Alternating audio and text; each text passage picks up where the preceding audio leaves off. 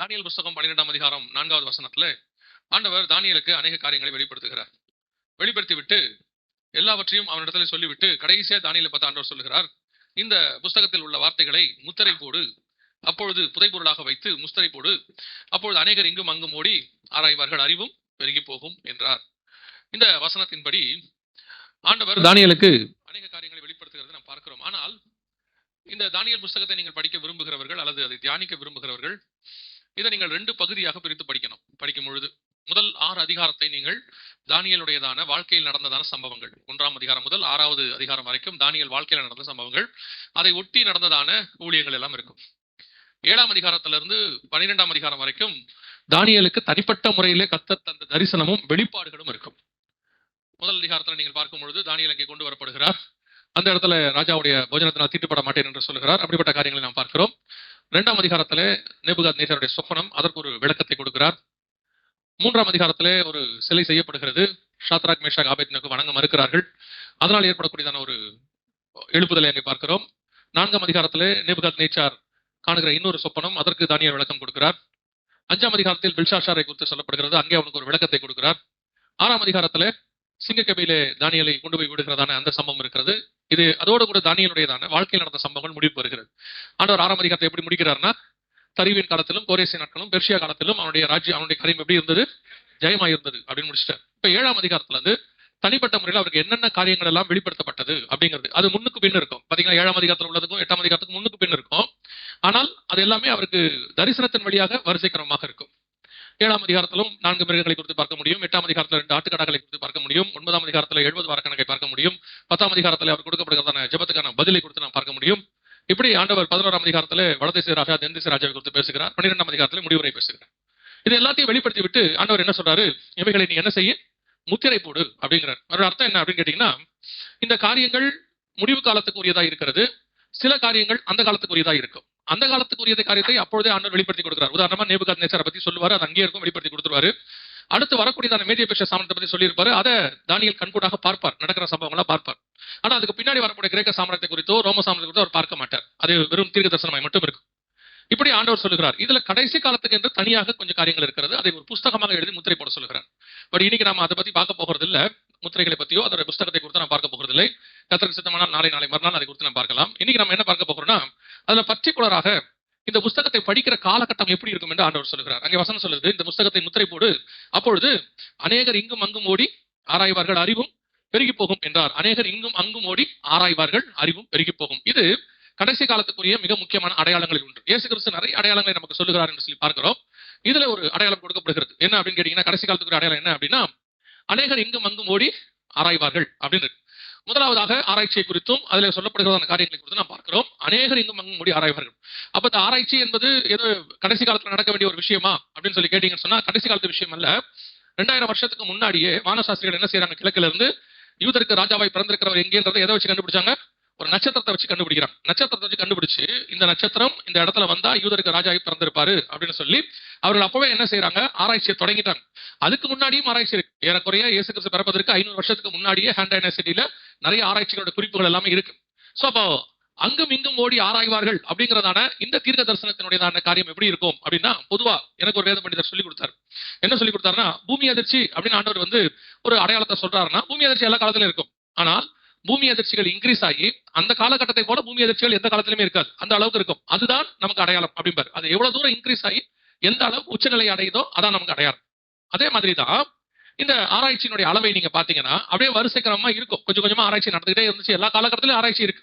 மனுஷனை முதல்ல எப்போ ஆரம்பிச்சானோ அப்பவே ஆராய்ச்சி தொடங்கிட்டான். அடுத்து நம்ம சமைக்கிறதுக்கு என்ன பண்ணலாம், நெருப்பு என்ன பண்ணலாம், இப்படிலாம் ஆராய்ச்சி தொடங்கிட்டோம். ஆனால் இப்ப இருக்கு பாருங்களேன், இந்த கடைசி ஒரு 100-120 வருஷம் குறிப்பாக சொல்லணும்னா, நான் எப்படி வச்சுப்பேன், எனக்கு வச்சுப்பேன் அந்த அடையாளத்தை எப்படின்னா, தாமஸ் ஆல்வா எடிசனுக்கு பிறகு அவர் தான் அந்த கரண்ட் கண்டுபிடிச்சாரு, லைட் கண்டுபிடிச்சாருலாம் சொல்லுவாங்கல்ல, அவருக்கு பிறகு அதுக்கப்புறம் நீங்க ஆராய்ச்சியோடையதான அளவை பாத்தீங்கன்னா பயங்கர ஸ்பீட். எந்த அளவுக்கு உச்சத்துக்கு போகுதுன்னா, இந்த இப்ப ரீசெண்டா ஒரு குறிப்பு படிச்சேன். இந்த ஒரு காலகட்டத்துல மனுஷன் 12 மாசத்துக்கு ஒரு தடவை தன்னை அப்டேட் பண்ணி கொடுக்குறானா. ஒரு காலத்துல 25 வருஷத்துக்கு ஒரு தடவை தான் அப்டேட் ஆகுமா மனித இனம். அடுத்தடுத்து அப்டேட் ஆகுது 25 இயர்ஸ்க்கு ஒன்ஸ். இப்ப பாத்தீங்கன்னு சொன்னா 12ல இருந்து 16 மாசத்துக்குள்ள அப்டேட் ஆகிட்டே இருக்கான. அடுத்த காரியங்கள் போயிட்டே இருக்குதாம். அந்த அளவுக்கு ஆராய்ச்சியுடைய உச்சம் அதிகமாய் போய்கிட்டு இருக்கு. 2வது அறிவு பெருகி போகும். இதை பத்தி நாம சொல்ல வேண்டிய அவசியமே கிடையாது. அறிவு பெருக்கத்தினுடைய உச்சம் எந்த அளவுக்கு இருக்குது அப்படின்னு சொல்லி பாத்தீங்கன்னா, எனக்கு எங்க அம்மா சொன்னது ஞாபகத்துல இருக்கு. அவங்க முதல்ல போய் ஸ்கூல்ல உட்காந்து ஆனா அவனா ஏபிசிடி எழுதுனது வந்து 6 வயசுலன்னு சொன்னாங்க. அவங்களாம் ஃபர்ஸ்ட் போகும்போது அந்த ஜென்ரேஷன்ல நம்மளை எல்லாம் கொண்டு போயிட்டு 3 வயசுல விட்டாங்க கிண்டர் கார்டன்ல. இப்பெல்லாம் பிள்ளைக்கு கையில கொடுக்கும் போதே, ஸ்கூல்ல கொண்டு போய் விடும் போதே அதுக்கு ஒரு 2 புக்கு படிச்சு முடிச்சுட்டு தான் போகுது இல்லையா? போகும்போது அப்படிதான் போகுது. இப்ப அன்னைக்கு ஒரு இதுல பார்த்தேன், அந்த அம்மா பிரெக்னெண்டா இருக்கிறாங்க, ஸ்பீக்கர் இங்க வச்சிருக்காங்க, ஒரு ஒரு ஹெட்போன் ஒன்று போய் வச்சிருக்காங்க. என்னன்னு கேட்டா, வயிற்றுல உள்ள பிள்ளைகளுக்கு இப்பவே போதிக்கிறாங்க, எல்லாம் சொல்லி கொடுக்குறாங்களாம். அந்த அளவுக்கு என்ன இருக்குது, அறிவு பெருக்கம் உச்சத்துக்கு போயிட்டு இருக்குது. இது எங்க போய் முடியும்னே தெரியாது, வெரி ஒஸ்ட் கண்டிஷன்ல போகுது. அறிவு பெருக்கம் எப்பவுமே ஞானம் என்ன செய்யுமா கடைசி காலத்துல, அறிவு பெருக்கம் என்னத்தை கொண்டு வரும், நோய் பெருக்கம் அப்படின்னு இருக்கு. இப்ப அதான் நடந்துட்டு இருக்கு. நம்ம கண் கூட நீங்க நல்லா கவனிச்சு பாருங்க, அதிகமா படிக்கிறவங்க ஸ்ட்ரெஸ்ல இருக்காங்க. பிள்ளைகள் வந்து இப்ப ஸ்கூலுக்கு யாருமே இன்ட்ரெஸ்டாலாம் போல. பிள்ளைகள் எப்படி போறாங்க, ஒரு ஸ்ட்ரெஸ்ஸோட போறான். அது அவனை ஏதாவது ஒண்ணு இவங்க ஆக்குறாங்க, இல்ல அவன் ஆயிடுறான், ஏதோ ஒண்ணு ஆகுது. இப்ப எங்க போய் உட்காந்தாலும் பிள்ளைகள் வந்து இந்த ஞானம் அறிவு அப்படிங்கிற கான்செப்டை வச்சுக்கிட்டு அந்த பிள்ளைகளை உயிரை வாங்கி தொலைறாங்க. பாவமா இருக்கு பிள்ளைகளை பார்த்தா. ஆனா இப்ப எனக்கு சந்தோஷமா இருக்கு, நல்ல வேளை நம்ம படிச்சு முடிச்சிட்டோம். அப்பயே இப்பெல்லாம் என்னெல்லாம் படிக்க சொன்னாங்கன்னா தாங்கவே தாங்காது. நானும் ஓடிடுவேன், விட்டு ஓடிடுவேன். அந்த அளவுக்கு ஸ்ட்ரெஸ். அதுல எனக்கு இவங்க சொல்ற வார்த்தை ஒண்ணுதான் என்னால இன்ன வரைக்கும் ஏத்துக்கவே முடியல. என்ன சொல்றாங்கன்னா, நான் தான் படிக்கல, நீயாவது படிக்கல. அதுக்கு நீங்க தானே படிச்சிருக்கணும். நீங்க ஈஸியா படிக்காம இருந்துட்டு இப்ப நம்மள மேல என்ன பண்றது, ஸ்ட்ரெஸ் கொண்டு போய் பையன் மேல போடுறது. நான் தான் படிக்கல, நீயாவது படி. நீங்களும் படிக்கல, நானும் படிக்கல, அப்படி வச்சுப்போம். சட்டியில இருந்தாலும் அகப்பையில வரும் இல்லையா? அப்பா சொல்றாரு, நான் 20 எடுத்துட்டா நீ 80 எடுக்கணும். 20 எடுத்தீங்க, 25 எடுக்கலாம். நம்மளால அவ்வளவுதான் முடியும். அப்பா கிட்ட இருந்தாலும் நம்மளும் வரும். இன்னைக்கு ஒரு ஜென்ரேஷனை போட்டு ஸ்ட்ரெஸ்க்குள்ள போய் டிப்ரெஷன்ல போய், அது 8 வயசு பையனெல்லாம் உட்காந்து பேசிட்டு இருக்கும்போது ஓசிடி ப்ராப்ளம்ங்கிறான். உங்க யாருக்கா தெரியுமா? நமக்கெல்லாம் அப்படி ஒரு விஷயமே தெரியாது. என்னடான்னு கேட்டா ஓசிடிங்கிறான், ஸ்ட்ரெஸ்ங்கிறான், டிப்ரெஷனுங்கிறான். அந்த அளவுக்கு அறிவு பெருகி போயிருக்குது. எது ஒன்று எடுத்தாலும் நம்ம சொல்றதை நம்ப மாட்டேங்கிறான், கூகுள் சொல்றது தான் நம்புறான். நம்ம யார் சொன்னாலும் நம்ப மாட்டேங்கிறான். உடனே அவன் கூகுள் பண்ணி பாக்குறேங்கிறான். கூகுள் வந்து யாரோ ஒருத்தருடைய வாந்தி, யாரோ ஒருத்தர் என்ன பண்ணிருக்காங்க, அதுல டேட்டாஸ் இன்புட் பண்ணிருக்காங்க, அதைத்தான் நம்ம எடுத்து படிக்கிறோம். அவ்வளவுதானே. கூகுள் சொல்றதெல்லாம் உண்மையா இருக்கும்னு யார் சொன்னது? அப்பா அம்மாவை நம்ப மாட்டேங்கிறான். நீங்க சொன்னா நம்ப மாட்டேன்னு கூகுள் போய் பாக்குறான். கூகுள் சொன்னா நம்பிடுறான். அவ்வளவுதான். அது என்ன சொல்லுது, ஏது சொல்லுது, கொஞ்சம் கூட இன்னைக்கு உள்ளது ரொம்ப மோசமான கண்டிஷன். ஆனா இதுக்கு பேர் தான் அறிவு பெருக்கம். இதுக்கு பேர் என்னது, அறிவு, ஞானம். அது நம்ம பையன் வந்து ஒரு 4 விஷயத்த மொத்தமா எடுத்து எதையாவது பேசிட்டானா, என் பிள்ளைக்கு நான் ஞானம்ங்கிறாங்க. என்ன பொறுத்த வரைக்கும் நான் எப்படி வச்சிருக்கேன்னா, தேவையில்லாத எந்த பொருள் வீட்டுல இருக்குதோ அதுக்கு பேர் குப்பை. ஆமா தானே. நமக்கு ஒரு பொருள் தேவையில்லை. சில வீடுகள் எல்லாம் பாத்தீங்கன்னா அந்த பரணை ஒன்று வச்சிருப்பாங்கல்ல, லாஃப்ட். தமிழன் தான் லாஃப்ட் வச்சு கட்டுற ஒரே ஆள். லாஃப்ட் இருக்கும். அந்த லாஃப்ட்ல என்ன இருக்கும் பொதுவா, அதுல என்ன இருக்கும், தேவையில்லாதது. அதான் தேவையில்லாதாச்சே, அது ஏன் அங்க இருக்கு? என்னைக்காவது ஒரு நாள் யூஸ் ஆகும். என்னைக்கு யூஸ் ஆகும், என்னைக்காவது ஒரு நாள். அதுக்கப்புறம் அதை எடுத்து ஒரு நாள் பெயிண்ட் கிட்டலாம் அடிக்கிறதுக்குலாம் எடுத்து பார்த்தாங்கன்னா அதுல ஒரு சங்கு இருக்கும், அலுமினியத்துல ஒரு சங்கு இருக்கும். இது என்னன்னு கேட்டா, எங்க அம்மா அவங்க அம்மாவுக்கு சங்குல பால் ஊத்துறாங்க, அந்த சங்கும்பா. அம்மாவுக்கு சங்கு ஊத்தியே ஆகி போச்சு 50 வருஷம். இன்னும் அந்த சங்கு இன்னும் என்ன செய்யுது கேட்டா, அது அதை தூக்கி பறையில போட்டு வச்சிருப்பான். சில ஆட்கள்லாம் இருப்பாங்க, அந்த சகோதரர்கள்லாம் கட்டில் கடியில போட்டு வச்சிருப்பான். எல்லாம் கட்டில் கடியில கிடக்கும். எதனால ஒரு உத விட்டுருவான், கட்டில் கடியில போயிடும். அது அவ்வளவுதான், அங்க போய் கிடக்கும். அது எதுக்கு அந்த அம்மா பெருக்கிறதுக்கு குனிய அதை எடுக்காத வெய்யும்பா. என்னன்னு கேட்டா, ஒரு 40 வருஷத்துக்கு முன்னாடி உள்ள வண்டியோட செயினா இருக்கும், சைக்கிள் செயின். அது சைக்கிளே இல்லையா, இருந்துட்டு போட்டேன், அது இருக்கட்டும் அப்படிமா. இதுல எது குப்பன்னு தெரியாது, அதுவா இதுவான்னு நமக்கு தெரியாது, சந்தேகமா வரும் ரொம்ப நாளா. இந்த மாதிரி நான் இதை ஏன் சொல்றேன்னா, அதே மாதிரி தான் தேவையில்லாத ஞானமும் குப்பை. நமக்கு எது தேவையோ அதான் நம்ம கிட்ட இருக்கணும். எது தேவையில்லாத, இப்ப கடைசி காலத்துல என்ன இருக்குன்னா, நிறைய தெரிஞ்சுக்கிறது, நாலேஜ் நிறைய தெரிஞ்சுக்கிறது. அவர் பெரிய ஆளு, ரொம்ப அறிவாளிங்க அவருக்கு எல்லாமே தெரியும். எதுக்கு எல்லாம் தெரியணும்? எனக்கு என்ன தேவையோ அது தெரிஞ்சா போதாது. நம்ம வாழ்க்கைக்கு என்ன தேவையோ அது தெரிஞ்சா போதும். அவர் எந்த டாபிக் எடுத்தாலும் பேசுவாரு. இப்ப பேசி என்ன பண்ணாரு, வெட்டி சும்மா உட்காந்து பேசியிருப்பாரு, அவ்வளவுதான். அதனால அவர் லைஃபுக்கு என்ன தேவையோ அது தெரிஞ்சு வச்சுக்கிட்டா போதும். அதை தெரிஞ்சு வச்சிருக்காரு, இதை தெரிஞ்சு வச்சிருக்காரு, கடைசியில பைபிள் தெரியல. எல்லாத்தையும் தெரிஞ்சு வச்சிருக்க, எது தெரியல, பைபிள் தெரியல. எல்லாத்தையும் தெரிஞ்சு வச்சு பைபிள் தெரியாட்டி பரவத்துக்கு போக முடியாது. பைபிளை மட்டுமே தெரிஞ்சு ஒருவேளை எதுவுமே தெரிஞ்சா கூட கவலைப்படாதீங்க, பரவத்துக்கு போயிடலாம் இல்லையா? இன்னைக்கு கடைசி காலத்துல இந்த அறிவு பெருக்கம் டேஞ்சரா போயிட்டு இருக்கு. பிள்ளைகளை பார்த்தா ரொம்ப பாவமா இருக்கு. ஆனா இப்ப பைபிள் வந்து ஒரு அறிவு பெருக்கத்தை சொல்லுது. கடைசி காலத்தில் நமக்கு சொல்லப்படுகிற காரியங்களை குறித்து என்னென்ன நடக்கும் அப்படின்னு சொல்லி ஆண்டவர் சில அறிவு பெருக்கத்தை நமக்கு சொல்லி இருக்கிறார். அதைத்தான் நாம் இப்பொழுது பார்க்க போகிறோம். இன்னைக்கு முதல் நாள்ல முதலாவது வாசிங்க, வெளிப்படுத்தின விசேஷம். வெளிப்படுத்தின விசேஷம் 9ஆம் அதிகாரம் 4வது வசனத்தை வாசிங்க.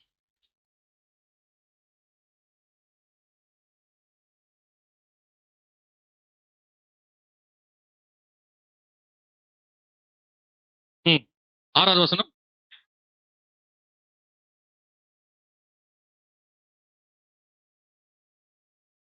இந்த வசனத்தை கவனிச்சு பாருங்க. இந்த வசனம் சொல்லுது, அந்நாட்களில் மனுஷர்கள் சாக வேண்டும் என்று ஆசைப்படுவார்கள், சாவோ அவர்களுக்கு விலகி. வித்தியாசமான வசனம் பாருங்க. இந்த வசனம் எப்படி இருக்கும், வித்தியாசமான வசனம். அந்நாட்களில் மனுஷர்கள் சாக வேண்டும் என்று ஆசைப்படுவார். எந்த காலத்திலேயாவது மனுஷன் சாக ஆசைப்படுவானா? எந்த காலத்திலயும் மனுஷன் சாக ஆசைப்படுவானா? அது எத்தனை வயசானாலும் சாகிறதுக்கு ஆசை வருமா? வராது. ஏதாவது ஒரு 70-80 வயசு ஆனாலும் அப்படியே காப்பாத்திருந்தாலும் நினைக்கிறாங்க அவங்க. இல்ல அவங்க காதுல போய் கேட்டா என்ன சொல்லுவாங்க? 80 ஆயிப்போச்சு, நீங்க ஆக்சுவலி பைபிள் கணக்கை தாண்டிட்டீங்க, போயிட்டு வரீங்களான்னு என்ன சொல்லுவாங்க? இத்தனை வருஷம் உன்னை வச்சு காப்பாத்துறதுக்கு என்ன பண்ணு? என்ன வச்சு காப்பாத்து, என்ன பார்த்து சாவரியான்னு கேட்கற, நீ எல்லாம் ஒரு பிள்ளையா அப்படின்ட்டு போகும்போது சபிச்சுட்டு போயிருவாங்க. நிறைய பேர் அப்பா அம்மா ஏன் காப்பாத்திட்டு இருக்கிறாங்கன்னா போகும்போது சபிச்சிடக்கூடாதுன்ற ஒரே நம்பிக்கைக்கு தான், இல்லையா? யாருக்காவது சாக ஆசை வருமா?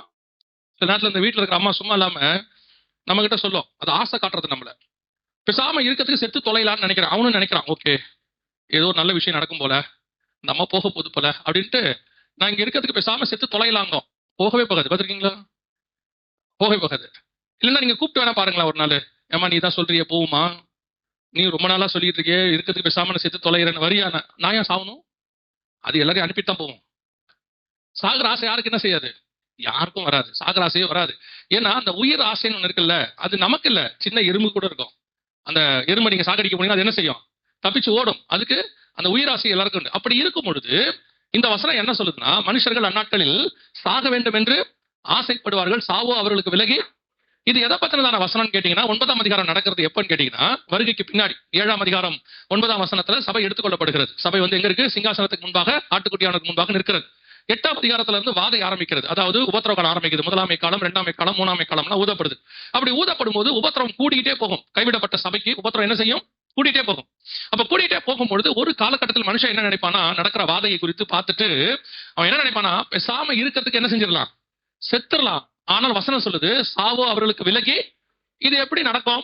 சாகலான்ற ஆசை கூட சில நேரத்துல வரும். எப்பன்னு கேட்டீங்கன்னா, ஹிட்லர் பீரியட்ல 1936ல இருந்து 43க்குள்ள யூதர்களை ரொம்ப கொடுமைப்படுத்தினார் அவர்.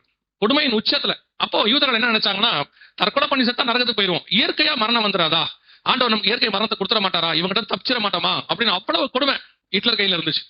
அப்போ அந்த காலத்துல கூட மனுஷன் நினைப்பான், பேசாம இவ்வளவு கஷ்டப்படுறதுக்கு என்ன பண்ணிடலாம், செத்துடலாம் அப்படின்னு. ஆனா வசனம் என்ன சொல்லுது? அதோட சேர்த்து அவர்கள் சாக வேண்டும் என்று ஆசைப்படுவார்கள், சாவோ அவர்களுக்கு விலகி. அது எப்படி சாவு விலகி ஓடி போயிடும்? சாகணும்னு நினைக்கிற, அதான் சமீபத்துல கூட பேசிட்டு இருந்தோம். ஒரு மனுஷனுக்கு கத்தர் கொடுத்த சுயாதீனம் அல்லது கத்தர் கொடுத்த அதிகாரத்துல ஒண்ணு என்னவா, அவன் ஜீவனை அவனே எடுத்துக்கிறது என்ன இருக்கு? ஒரு இருக்கு. ஆனா எடுக்கக்கூடாது. பைபிள் படி எடுக்கக்கூடாது. ஆனா தற்கொலை பண்ணிக்கிற அளவுக்கு அவனுக்கு என்ன இருக்குது? அதிகாரம் இருக்குது. அவனே பண்ணிக்கிறான் சூசைட். அப்படி ஒரு நிலைமை இருக்கும்போது இந்த வசனம் என்ன சொல்லுது? மனுஷர்கள் சாக வேண்டும் என்று ஆசைப்படுவார்கள், சாவோ அவர்களுக்கு விலகி ஓடும், சாவை தேடியும் காணாதிருப்பார்கள். அப்ப இந்த வசனத்தினுடைய ஆவிக்குரிய அர்த்தம் என்னன்னு கேட்டீங்கன்னா, அந்த உபத்திரவ காலம் ஒன்று வருகிறது, மிகப்பெரிய சர்வாதிகாரியின் காலம். இந்த சவுத் இந்தியாவில் இருக்கிற நமக்கு பெரும்பாலும் இந்த உபத்திரவம், இந்த சர்வாதிகாரம் இதெல்லாம் நமக்கு தெரியாது, நம்ம மீட் பண்ணதில்லை. பொதுவாகவே கொஞ்சம் நார்த் சைடு போயிட்டீங்கன்னா, இந்தியாவில மட்டும் இல்ல உலகம் முழுக்கவே நார்த் சைடு போயிட்டீங்கன்னா மிகப்பெரிய சர்வாதிகாரம். ரஷ்யால எல்லாம் பாத்தீங்கன்னா, சைனால பாத்தீங்கன்னா, நார்த் கொரியால எல்லா இடத்துலயும் மிகப்பெரியதான சபைகளுக்கு உபத்திரவ காலம் இருக்கு. அந்த உபத்திரவ காலத்துல ஜனங்கள் படுகிற கொடுமைகள்லாம் இருக்கும். நீங்க படிச்சிருப்பீங்க, நிறைய பேர் படும் வேதனைகள் பரம வெற்றின்னு சொல்லி ரிச்சர்ட் உம்ரான் ஐயாவுடைய புக் ஒன்று இருக்கு. அந்த புக்கெல்லாம் நீங்க படிச்சிருப்பீங்க. அதுல அவர் எப்படி ருமேனியா சிறையில வந்து கம்யூனிஸ்ட்காரங்கிட்டையும் நாசிசத்தையும் பாசிசத்தையும் மாட்டிக்கிட்டாரு அப்படின்னு. அந்த மாதிரி உபத்திரவ காலத்துல அவர்களுக்கு வந்து சாவு வந்தா நல்லா இருக்கும் அப்படின்னு நினைப்பாங்களாம். ஆனா சாவு என்ன செய்யாது? வராது. அதுக்கு ஆண்டவர் நிறைய காரணம் வச்சிருக்காரு. ஜீவனும் மரணம் கர்த்தருடைய கரத்தில் இருக்கு. ஆனா இது 9ஆம் அதிகாரம் வெளிப்படுத்துற விசேஷம் என்பது உபத்திரவ காலத்தில் நடக்கிற சம்பவம். ஜனங்கள் சாவை தேடியும் காணாதிருப்பார்கள் அப்படின்னு. ஒரு பக்கம் இது நீங்க ஸ்பிரிச்சுவலா எடுத்துக்கிட்டீங்கன்னா, மிகப்பெரிய உபத்திரவம், தெரிந்து கொள்ளப்பட்டவர்கள் நிமித்தம் அந்த நாட்கள் குறைக்கப்படும் அப்படின்றார். உபத்திரவம் அந்த அளவுக்கு உச்சத்துல இருக்குமா, இது வரைக்கும் பார்க்காத. அதான் நான் வேதத்தை வாசிக்கும் ஆண்டவர் எனக்கு உணர்த்துறது என்னன்னா, இதுவரைக்கும் வந்த சர்வாதிகாரிகள் அத்தனை பேரும் பிசாசினுடைய தூதர்கள் மாதிரி. அவங்களாம் அவங்ககிட்ட படிச்சவங்க. கடைசியா வரப்போற ஆன்டி கிரைஸ்ட்ங்கிறதான ஒருத்தருக்கான அவன் பிசாசின் மகன். வெளிப்படுத்தல் 3:15 சொல்றது இல்லையா, உன் வித்துக்கும் அவள் வித்துக்கும் பகை உண்டாக்குவேன். அந்த சர்பத்தின் வித்து அவன் தான் பிசாசினுடைய மகன். ஒருத்த ஆட்சிக்கு வரப்போறான். பிசாசினுடைய மகனுடைய ஆட்சினா பூமியில எப்படி இருக்கும் பாருங்க. அவ்வளவு ஒரு கொடுமையான காலம், எஸ்பெஷலி ஃபார் கிறிஸ்டியன்ஸ். அப்படி வருமா அப்படின்னா, அதுக்கு தான் சொன்னேன், நீங்க நார்த் இந்தியா பக்கம் போய் பார்க்கணும். அப்படி வருமான்னு கேட்டீங்கன்னா, அங்க நம்ம மிஷினரிகள் இருக்கிறாங்க. அங்க அவங்க சொல்லும் போது பாத்தீங்கன்னு சொன்னா, டெய்லி ஜீவனுக்கு பணயம், டெய்லி ஜீவனுக்கு பணயம். நாங்க நீங்க உட்காந்து ஒருத்தரோட போன்ல பேசிட்டு இருக்கோம். அவர் சொல்றாரு, ஆல்மோஸ்ட் கத்தி வந்து கழுத்துக்கு வந்துருச்சான். அந்த லாஸ்ட் மினிட்ல போலீஸ் வந்திருக்காங்க. அவரையும் அவர் மனைவியும் வெட்டுறதுக்கு கத்தி ஓங்கிட்டாங்களாம். லாஸ்ட் மினிட்ல போலீஸ் வந்திருக்காங்க. அந்த மாதிரி இன்னைக்கும் நீங்க போனீங்கன்னா உபத்திரவம் இருக்கு. அப்படிப்பட்ட உபத்திரவத்திலே இதுவரைக்கும் பார்க்காத மனுஷர்கள் இருவதையும் கண்டிராத காலம் ஒன்று வருகிறது. ஒருவரும் தப்பி போகாத காலம் ஒன்று. இதை எதுக்கு நாங்க இத்தனை அளவுக்கு இந்த வருகையை பத்தி பேசி உங்களுக்கு இப்படி கூட்டங்கள்லாம் வச்சு இதெல்லாம் ஏன் சொல்றோம் அப்படின்னா, ஏதோ எங்களுக்கு டைம் இருக்குன்னு மீட்டிங் வைக்கல, இல்ல உங்களையும் வர வச்சு சும்மா டைம் உட்கார வைக்கணும் அல்ல. ஒரு மிகப்பெரிய மோசமான காலம் ஒன்று வருகிறது. ஒருவரும் தப்பி போகாத காலம், உங்க கற்பனைக்கே வராத உபத்திரவ காலம் ஒன்று வருகிறது. நீங்க எக்ஸ்பெக்ட் இன்னும் உங்களுக்கு சொல்றேன். ரிச்சர்ட் உமரன் ஐயா படுமேதை பரமவெற்றி புஸ்தகத்துல என்ன சொல்றாருன்னா, கம்யூனிஸ்டுகள் எங்களை ஹிட்லர் எங்களை ரொம்ப கொடுமைப்படுத்தினாரு. அப்ப அவர் கொடுமைப்படுத்தும் போது நாங்க ஏன் ஆண்டவரே எங்களுக்கு இந்த கொடுமை அப்படின்னு ஆண்டவர்கிட்ட கேட்டோம். எங்களுக்கு அப்ப பதில் இல்ல. அதுக்கப்புறம் ஹிட்லரை கொண்டுட்டு அல்லது அவர் செத்துட்டாரு. அதுக்கப்புறம் கம்யூனிஸ்ட் ஆட்சி வந்துச்சு. ஜெர்மனியை ரெண்டா பிரிச்சுக்கிட்டாங்க, ஈஸ்ட் ஜெர்மனி வெஸ்ட் ஜெர்மனி பிரிச்சுக்கிட்டாங்க. அப்ப இந்த ருமேனியால ஒருத்தர் கண்ட்ரோலுக்கு போகுது. அப்ப அவர் சொல்றாரு, கம்யூனிஸ்டுகள் ரஷ்ய கம்யூனிஸ்டுகள் சபையை கொடுமைப்படுத்தினாங்க. அப்ப கொடுமைப்படுத்தும் போது தான் எங்களுக்கு தெரிஞ்சிச்சு, இந்த கொடுமையை நாங்க அனுபவிக்கிறதுக்கான பிராக்டிஸ் தான் எங்களுக்கு ஆண்டவர் ஹிட்லர்ட்ட கொடுத்தாருன்றாரு. ஏன்னா ஹிட்லரை விட 2 மடங்கு கொடுமைப்படுத்தி இருக்கிறாங்க ரஷ்ய கம்யூனிஸ்டுகள். அந்த அளவுக்கு உச்ச கொடுமை இருக்கு. இப்ப நாம பார்க்க போறது, நாமனா கைவிடப்பட்ட சபை பார்க்க போகிறது இதுவரைக்கும் உலகம் பார்க்காத உபத்திரவம், மிக மோசமான காலம். அதற்கு தப்பித்து மனுஷகுமாரனுக்கு முன்பாக நிற்கும்படிதான் உங்களுக்கு இந்த அழைப்பு கொடுக்கப்படுகிறது. இந்த காரியங்கள்லாம் உங்களுக்கு சொல்றதுக்கான ரீசன் என்ன? ஏதோ வருஷத்துக்கு ஒரு மீட்டிங் வைக்கணும் அப்படின்றதுக்காகவா? இல்ல. ஒரே காரணம், அந்த காலம் ரொம்ப கிட்ட வந்துருச்சு. அந்த ஒரு சர்வாதிகாரி ஆட்சிக்கு தொடங்குவதற்கான காலம் உலகளாவிய, வேர்ல்டு வைட், எல்லா பக்கமும் ரெடியா இருக்குது. நீங்க எடுத்துக்கிட்டீங்கன்னா உலகம் முழுக்க ஒரு டிக்டேட்டர்ஷிப் ரெடி ஆகிட்டு இருக்கு. அதுல இப்போ நம்ம காலகட்டம், அதை சந்திக்கிறதுக்கு முந்தின காலகட்டம். இந்த நார்த் இந்தியாவில் இருக்கிறவங்க, ரஷ்யாவில் இருக்கிறவங்க ஏற்கனவே அதெல்லாம் சந்திச்சுட்டு ஓரளவுக்கு பிராக்டிஸ்ல இருக்காங்க உபத்திரவத்துல. இந்த சவுத் இந்தியாவில் இருக்கிற பாருங்க, குறிப்பா தமிழ்நாடு கேரளா கூட இருக்கமே, நமக்கெல்லாம் உபத்திரவம்னா என்னன்னு தெரியாது. நமக்கு இருக்கிற ஒரு உபத்திரவம்னா என்னன்னு கேட்டா, டயத்துக்கு பையனுக்கு ஃபீஸ் கட்ட முடியல, நல்லா ஜோம் பண்ணிக்கிட்டு இருக்கும்போது கரண்ட் போயிருச்சு, பிசாசு கரண்ட்ல கை வச்சிருச்சு. இதான் நமக்கு தெரிஞ்ச ஒரே உபத்திரவம் இல்லையா? அவங்க உபத்திரவம்லாம் ஜீவனுக்கு போராடிக்கிட்டு இருக்கிறது. அப்போ நமக்கு உபத்திரவம்னா என்னன்னு தெரியாததுனால அப்படிப்பட்ட சர்வாதிகாரிகளை நீங்க மீட் பண்ண வேண்டாம். அது ரொம்ப கஷ்டம். நீங்க இதே சந்தோஷத்தோட பரலோகத்துக்கு போயிட்டீங்கன்னா நல்லது.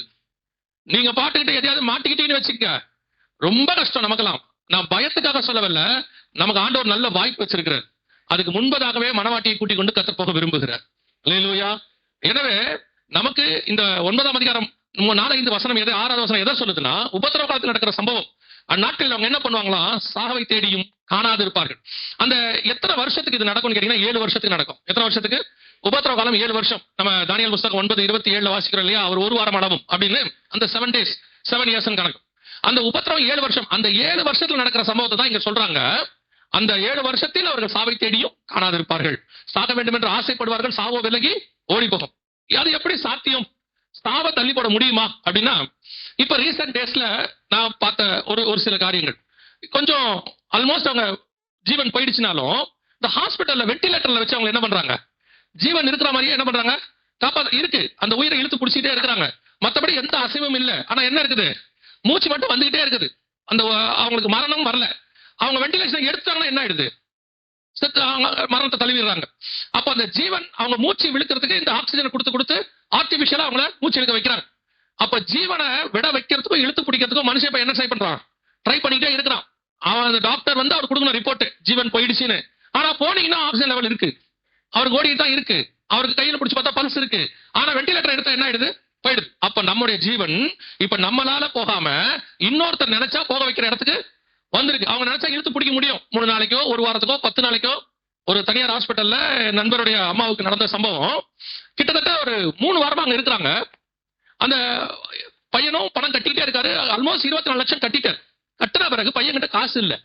இப்போ அந்த பையன் சொல்றாரு, இந்த மாதிரி காசு எங்ககிட்ட இல்ல, நான் வேணா அவங்கள வேற ஹாஸ்பிட்டலுக்கு மாத்திக்கிட்டுமா அப்படின்னு சொன்னா, அடுத்த 4 மணி நேரத்துல அம்மா இறந்துட்டாங்கன்றாங்க. ஆனா கிட்டத்தட்ட 21 நாளைக்கு மேல இழுத்து பிடிக்கிறாங்க. ஆனா போனா வெண்டிலேட்டர்ல இருக்கிறாங்க. அந்த அளவுக்கு ஜீவனை இழுத்து பிடிக்கிற அளவுக்கு இன்னைக்கு மெடிக்கல் டேர்ம் என்ன வந்திருக்கு, வளர்ச்சி அடையுது. இப்ப நம்ம இதை சாதாரணமா பார்த்துக்கிட்டு இருக்கோம். நம்மளை பொறுத்த வரைக்கும் பாசிட்டிவா பாக்குறோம். நல்ல வேலை உயிரை ஒரு 20 நாள் தாக்கி பிடிச்சோம், 2 வாரம் இழுத்து பிடிச்சி பார்த்தோம், அதுக்கப்புறம் தான் முடியல. இந்த இழுத்து பிடிக்கிற அளவுக்கு நம்ம கிட்ட இன்னைக்கு மெடிக்கல் எக்யூப்மெண்ட்ஸ் வந்துருச்சு, வளர்ச்சி. ஆனால் இப்ப பைபிள் சொல்றது ஜீவனையே போக விடாம தடுக்கிறது அப்படிங்கறதுல பாத்தீங்கன்னா, இது ஒரு 10 வருஷத்துக்கு முன்னாடி வந்துச்சு. ஆனா இப்ப யூஸ் பண்ண தொடங்கிட்டாங்க. அதுக்கு பேரு ஆர்டிபிஷியல் பிளட் அப்படின்னு சொல்லுவாங்க, செயற்கை ரத்தம். உங்களுக்கு தெரியும் நினைக்கிறேன், வாசிங்க லேவியராகமத்தின் புஸ்தகம் 17ஆம் அதிகாரம் 11வது வசனத்தை வாசி. லேவியராகமம் 17:11 வாசி. மாம்சத்தின் உயிர் எதுல இருக்கிறது, ரத்தத்தில் இருக்கிறது. அப்ப ஒரு மனுஷனுடைய உயிருக்கான அணுக்கள் உயிரணுக்கள்னு சொல்லுவாங்க. அந்த உயிரணுக்கள் எதுல இருக்கு, ரத்தத்துல இருக்கு. நம்ம ரத்தத்துல நிறைய இருக்கு, சிவப்பு அணுக்கள் இருக்கு, வெள்ளை அணுக்கள் இருக்கு, ஆர்பிசி, டபிள்யூபிசி, இந்த மாதிரி நிறைய சொல்லுவாங்க. இதுல இப்போ WBCயோட அதுதான் நமக்கு உயிரணுக்கள் எதிர்ப்பு சக்தியை கொடுக்கிறது, இம்யூனிட்டி பவர் இதெல்லாம் சொல்லுவாங்க இல்லையா, அந்த வெள்ளை அணுக்களோட இருக்கக்கூடியதான ஆர்டிபிஷியல் பிளட் இப்போ புழக்கத்துல இருக்கு, வர தொடங்கிருச்சு. சமீபத்துல இஸ்ரேலுடைய லெபனான் யுத்தத்துல இஸ்ரேலிய ராணுவ வீரர்களுக்கு அதை யூஸ் பண்ணிருக்காங்க. யூஸ் பண்ணி கிட்டத்தட்ட 72 மணி நேரம் உயிரோடு கூட வைக்க முடியும். ஒரு மனுஷன் என்ன பண்ண முடியும்? 72 மணி நேரத்துக்கு உயிரோடு கூட வைக்கலாம். எப்படி வைக்க முடியும்? அதுக்கப்புறம் செத்துருவாரா? இல்ல, அந்த 72 மணி நேரத்துக்கு கூட்டு போய் அவர் என்ன பண்ணிடுவாங்க? காப்பாத்திடுவாங்க. உங்களுக்கு இப்பதான் இருக்க ஐசியூ ஆம்புலன்ஸ் இருக்குது, ஐசியூ ஹெலிகாப்டர் இருக்குது, எல்லாமே அதுலயே வச்சிருக்காங்க. அப்படி பாதிக்கப்படுகிற ஆள ஒரு இந்த பிளட்டை ஏத்தி, பிளட் லாஸ் இருந்தாலும் ஏத்தி அவரை ஜீவனோட கூட வைக்கிறதுக்கான ஆர்டிபிஷியல் பிளட் இப்ப ரெடியாக இருக்கு. இப்போ இது என்ன செய்யும்னு கேட்டீங்கன்னா, ரத்தம் இல்லாமல் ஒரு மனுஷன் சாகுறான்னா அப்படி ஒரு நிலை இல்ல. ஒரு 30-40 வருஷத்துக்கு முன்னாடி பாத்தீங்கன்னா டிவில ரத்த தானத்தை பத்தி போட்டுக்கிட்டே இருப்பாங்க. நிறைய என்ன செய்வாங்க? ரத்த தானம் போடுவாங்க. இப்ப பாருங்க, ரத்த தானத்தை பத்தி ரொம்ப வரதில்ல. ஆல்ரெடி நம்ம தேவையான அளவுக்கு பிளட் என்ன பண்ணிருக்கிறோமா, சேவ் பண்ணி வச்சுட்டோம். ரெண்டாவது இது ஆர்டிபிஷியல் பிளட் ரெடியா இருக்குது. இது எந்த அளவுக்குன்னா, ஒரு சிலர் உங்களுக்கு இருப்பாங்க ஓ பாசிட்டிவ் அப்படின்னு இருக்கு இல்லையா, ஏ பாசிட்டிவ் பி பாசிட்டிவ்லாம் இருக்குல்ல, அதுல ஒரு சிலருக்கு ஓ பாசிட்டிவ் இருக்குல்ல, அதுக்கு பேர் காமன் டோனார்னு பாங்க. ஒரு அர்ஜென்ட்டுக்கு எல்லாருக்கும் என்ன செய்யலாம்? அந்த ஓ பாசிட்டிவ் கொடுக்கலாம். அந்த மாதிரி பிளட் இது அந்த மாதிரி வகையை சார்ந்தது. இது எப்படி இருக்குன்னு கேட்டீங்கன்னா, இந்த மாதிரி பவுடர் மாதிரி இருக்கும். இந்த மாதிரி பவுடர் மாதிரி இருக்கும். இதை எடுத்து சிலிக்கான் சொல்லுவாங்க. வேற ஒண்ணும் இல்ல, மண்ணுக்கு பேர் தான் சிலிக்கான். மண் இருக்குல்ல, அதை கெமிக்கலி மாத்திராங்கன்னா அதுக்கு பேர் என்னது? சிலிக்கான். ஆண்டவர் நம்ம எதுல செஞ்சிருக்காரு? மண்ணுல செஞ்சிருக்காரு. அதுதான், வேற ஒண்ணும் இல்ல. இதை என்ன பண்றாங்கன்னா கெமிக்கலி மாத்தி டிஸ்டில்டு வாட்டர் அல்லது பியூரிஃபைடு வாட்டர் இருப்பாங்க, அதுல பண்ணி நீங்க ஏத்திக்கலாம், உங்க பிளட் நீங்க ஏத்திக்கலாம். இதுக்கு பேர் ஆர்டிபிஷியல் பிளட். இப்ப இருக்கு. அதை தாண்டி ஆர்டிபிஷியல் பிரெயின் கொண்டாந்துருக்காங்க, மூளைச்சாவு. இப்ப நீங்க சமீபத்தில் கேள்விப்பட்டிருப்பீங்க, எலான் மாஸ்க் அப்படிங்கிறவரு ஒரு சிப் ஒன்னு உருவாக்கி இருக்கிறார். சிப் சக்சஸ்ஃபுல்லா வேலை செய்ய தொடங்கி இருக்கு. எப்படின்னு கேட்டீங்கன்னா, ஒருத்தருக்கு பிரெயின் வேலை செய்யல அப்படின்னு சொன்னா அவர் உட்கார வச்சு அவர் பிரெயின்ல என்ன யோசிக்கிறாரோ அதை எதிரில் கம்ப்யூட்டர்ல என்ன பண்ண முடியும்? டைப் பண்ண முடியும். டைப் பண்றாரு, நடக்குது. அவர் என்ன செய்யணும்னு நினைக்கிறாரோ அதை செய்ய வைக்க முடியுது. இப்ப சமீபத்துல அது சக்சஸ்ஃபுல்லாக, இப்ப ஒரு மனுஷன் சக்சஸ்ஃபுல்லா அதை செஞ்சுக்கிட்டே இருக்கிறாரு. அவர் என்ன சொல்றாருன்னா, இனி இந்த பிரெயின் டெட் அல்லது பேரலைஸ்டு இந்த மாதிரிலாம் சொல்றாங்கல்ல, இந்த மாதிரி ஆட்களை எல்லாம் 100% கியூர் பண்ணிட முடியும் அப்படிங்கிறாங்க. ஆக்சுவலா இதோட சீரியஸ்னஸ் நமக்கு தெரியல. என்ன அப்படின்னா, உங்க பிரெயின்ல உள்ளதை ஒருத்தர் படிக்க ஆரம்பிச்சா என்ன ஆகும்? இந்த சிப் இருக்கு, இந்த சிப்பை அவர் யோசிக்கிறத எதில் உள்ள கம்ப்யூட்டர்ல சொல்லுது. அப்புறம் இந்த சிப்பை நீங்க எதோட கனெக்ட் பண்ணிக்கலாம். நீங்க சிப்பை இப்ப எதோட வேணா கனெக்ட் பண்ணிக்கலாம். உங்க போன்ல இருக்க சிப்பை நீங்க சேட்டலைட்டோட கனெக்ட் பண்ணிக்கலாம், எதை வேணா கனெக்ட் பண்ணிக்கலாம். ஆட்டோமேட்டிக்கா இவரோட பிரெயினை என்ன செய்யலாம்? படிக்க தொடங்குவாங்க. இப்ப நீங்க யோசிக்கிறதுலாம் ஒருத்தருக்கு எதிரில் தெரிஞ்சா என்ன ஆகும்? நான் சொல்லுங்க, புரியுதா? நீங்க இனி யாருக்கும் பிரைஸ் லாடே சொல்ல முடியாது. ஆமா, நீங்க பிரைஸ் லாட் சொல்லும் போது என்ன நினைக்கிறீங்கன்றது எதிரில் தெரியும். வாடா praise the Lord, praise Lord தெரியுது, உள்ள என்ன இருக்கு? ஏன் இந்த ஆள் வந்தான்? எதுக்காக இங்க வந்திருக்கான் அப்படின்னு உள்ள ஓடுது. இவன் வராம இருந்தா நல்லா இருக்குமே, பிரைஸ் லார்ட் வாங்க. ஆனா உள்ள சொல்லுது, இவன் ஏன் வந்தான்? அது அப்படியே. இப்ப எங்க ஒரு ஐபேட் இருக்குன்னு வச்சுக்கோங்க, ஒரு உதாரணத்துக்கு சிப்பை கனெக்ட் பண்ணிட்டோம்னு வச்சுக்கோங்க, உள்ள ஒரு வைஃபைல உள்ள வரும்போதே தெரிஞ்சிடும். இப்ப உங்க மாமியார் வராங்க, என்ன பண்ணுவீங்க? ஆட்டோமேட்டிக்கா எல்லா மாமியாருக்கும் தெரிஞ்சு போயிருங்க யாருங்கிறது இல்ல. அப்போ இந்த சிப்புங்கிறது உங்க பிரெயினை படிக்கிற விஷயம். அதோட சீரியஸ்னஸ் தெரியாம அது வரப்பிரசாதம் யூஸ் ஆகுது. எந்த ஒரு விஷயமும் வரும்போது அப்படிதான் இருக்கும். பின்னாட்கள் அது என்னவா மாறிடும்? ஆபத்துள்ளதாக மாறிடும். அதான் இப்ப நடக்க ஆரம்பிச்சிருக்கு. ஒரு இதை தாண்டி இப்போ லேட்டஸ்டா நான் சொல்றது 2025. இவர் பேர் பாருங்க, இவர் தான் ரே குர்ஸ்வெல் அப்படின்னு பேர். இவர் 1990ஸ்லயே அமெரிக்காவுடைய உயரிய சயின்டிஸ்ட் விருதெல்லாம் வாங்கியிருக்கிறார். இப்ப இவர் கொடுத்திருக்கிற ஸ்டேட்மெண்ட் என்னன்னு கேட்டீங்கன்னா, 2030க்குள்ள மனுஷனுடைய உயிரை போக விடாமல் தடுக்கக்கூடியதான நானோ பார்ட் செல்ஸ் எல்லாம் உருவாக்கலாம் அப்படிங்கிறார். அது என்ன பண்ணுனா, அப்ப உயிரே போகாதா அப்படின்னா உயிர் போகாது இல்ல. 2030 என்ன பண்ண போறாங்கன்னா, உங்க ஏஜ தள்ளி போட போறாங்க. எப்படி தள்ளி போட போறாங்க? இப்ப நமக்கு வயசாகிறதுனா என்ன? செல் வீக் ஆகுது. செல் வீக்காக தலையில செல் வீக்கானா முடி கொட்டிடுது, கண்ணுல செல் வீக்கானா பார்வை குறையுது இல்லையா, தோல்ல செல் வீக்கானா தோல் சுருங்குது, மூப்புன்னு சொல்றோம், வயசாயிடுச்சுன்னு. இப்ப இவர் என்ன சொல்றாருன்னா, அந்த டி ஏஜிங் செல்ஸை கண்டுபிடிச்சிட்டாரு. இப்ப அந்த செல்லை உங்களுக்கு யூஸ் பண்ண உங்க ஏஜ் என்ன பண்ண முடியும்? தள்ளி போட முடியும். இப்ப 70ங்கிறத 150 மாத்தலாம், 200 மாத்தலாம். இப்ப சில செலிபிரிட்டிஸ், நான் ஏன் இவங்க இப்படி பேசிட்டு இருக்காங்கன்றது எனக்கு புரியாம இருந்துச்சு.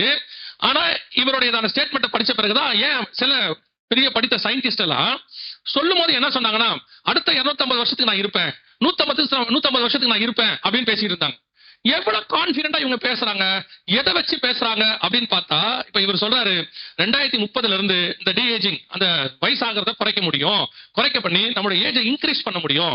போக போக அதை கொஞ்சம் கொஞ்சமா, இப்போ 2030 40 தான் மரணம் வராது, அந்த இதுல இல்ல. இனி வயசை என்ன செய்வாங்க?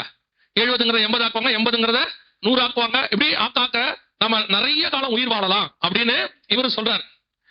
ஆனா இதுக்கு ஒருத்த கேள்வி கேட்டிருக்கான், அவன் என் கூட சேர்ந்தவன். அவன் ஒரு கேள்வி கேட்டிருக்கான், அவ்வளவு நாள் இருந்து என்ன பண்ண போறோம்னு கேட்டிருக்கான். நியாயமான கேள்வி தான்.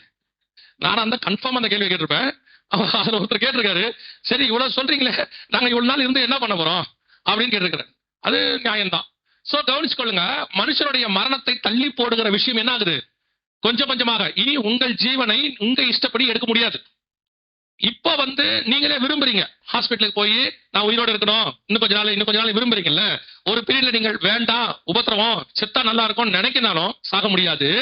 அவர்களா உங்களுடைய ஜீவனை எடுக்கிற வரைக்கும் அந்த 7 வருஷத்துக்கு நான் சொல்றேன். இப்ப அதற்கான எல்லா காரியங்களும் ரெடியாக இருக்கிறது.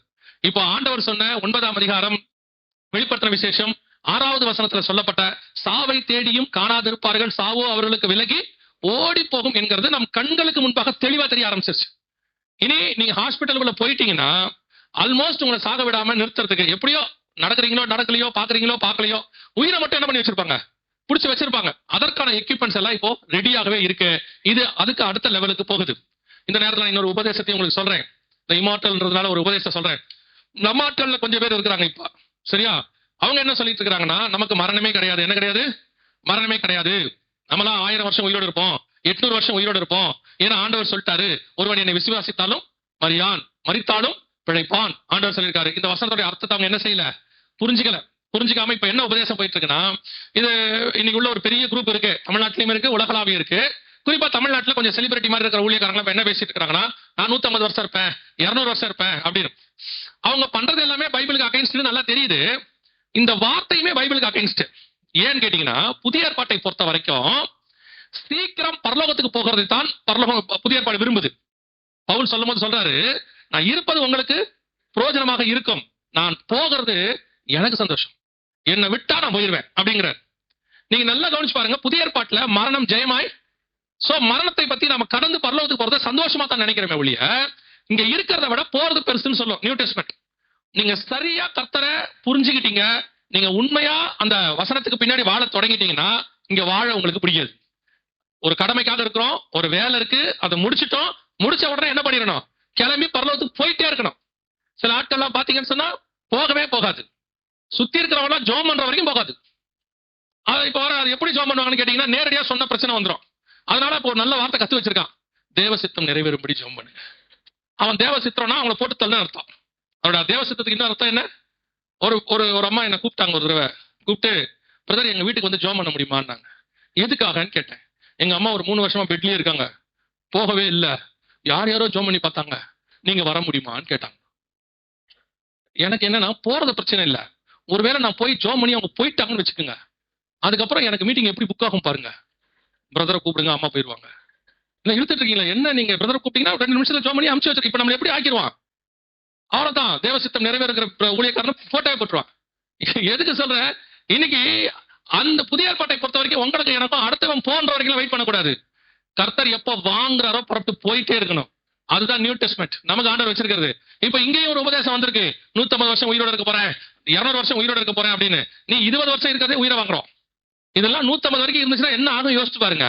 அதனால நல்லா கவனிச்சு கொள்ளுங்க, கடைசி காலத்தின் அறிவு பெருக்கத்தினுடைய ஒரு அடையாளம் என்னன்னா, சாவை தேடியும் அவர்கள் என்ன செய்வாங்க, காணாதிருப்பார்கள், சாக வேண்டும் என்று ஆசைப்படுவார்கள், சாவோ அவர்களுக்கு விலகி. இப்ப அந்த காலகட்டம் வந்துருச்சு, ஆண்டவர் சொன்ன காலகட்டம் வந்துருச்சு. ஆனா நான் ஒன்று சொல்லுகிறேன், வேதத்தினுடைய வசனத்தை வச்சு சொல்றேன், எவ்வளவு இவங்க கண்டுபிடிச்சாலும் கர்த்தர் சொன்னதை தாண்டி இவங்களால ஒண்ணுமே செய்ய முடியாது. வேத வசனம் என்ன சொல்லுதோ அதுதான். மனுஷன் போராடி பார்ப்பான், அதுக்கு விரோதமா செய்யறதுக்கு என்ன செய்வான், போராடி பார்ப்பான், முடிவு என்னமோ மூக்க உடச்சிட்டு தான் நிப்பானுங்க, கடைசியா நிப்பாங்க. இன்னொரு வசனத்தை வாசிங்க, அடுத்த அறிவு பெருக்கத்தினுடைய இன்னொரு காரியத்தை வாசிங்க. வெளிப்படுத்தின விசேஷம் 13ஆம் அதிகாரம் 13வது வசனத்தை வாசிங்க.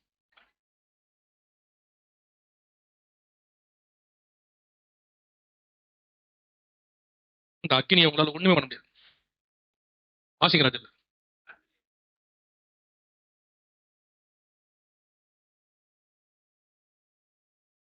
இது வானத்திலிருந்து அற்புதங்களை பண்ணத்தக்கதாக பெரிய அற்புதங்களை நடப்பித்து அப்படின்னு இருக்கு. முதல்ல இதுக்கான ஸ்பிரிச்சுவல் காரணத்தை நான் உங்களுக்கு சொல்லிடுறேன், அதற்கு பிறகு என்ன செய்யறோம், இதோடைய இன்னைக்குள்ள காரியத்தை சொல்றோம். ஸ்பிரிச்சுவல் காரியம் என்ன, வானத்துல இருந்து அக்கினி இறக்குனது யாரு, ஏலியா தான் இறக்குனார். நமக்கு தெரியும், 1 ராஜாக்களின் புஸ்தகத்துல இந்த சம்பவம் நடக்குது. வானத்துல அவர் என்ன பண்றாரு, அக்கினி இறக்குறார். இந்த அக்கினியை இறக்குனது தேவனே மெய்யான தேவன், அவர் தானே அக்கினி இறக்குன தேவனே மெய்யான தேவன். இப்போ நியூ டெஸ்ட்மெண்ட்ல என்ன நடக்க போகுது, அதாவது உபத்திரவ காலத்துல என்ன நடக்க போகுதுன்னா, இந்த அற்புதத்தை பிசாசு செய்ய போகுது. அந்த 13ஆம் அதிகாரத்துல சொல்லப்படுறது யார் செய்யறான்னு கேட்டீங்கன்னா, 11வது வசனத்துல, பின்பு வேறொரு மிருகம் பூமியிலிருந்து எழும்ப கண்டேன், அது ஒரு ஆட்டுக்குட்டிக்கு ஒப்பாக 2 கொம்புகளை உடையதா இருந்தது, வலுசர்ப்பத்தை போல பேசினது. அதுதான் அன்றியும் அது மிருகத்திற்கு முன்பாக வானத்திலிருந்து அக்கினி இறங்க பண்ணத்தக்கதாக பெரிய அற்புதங்களை செய்தது. அந்த 2 கொம்புள்ள மிருகம் என்பது ஒரு நாடு.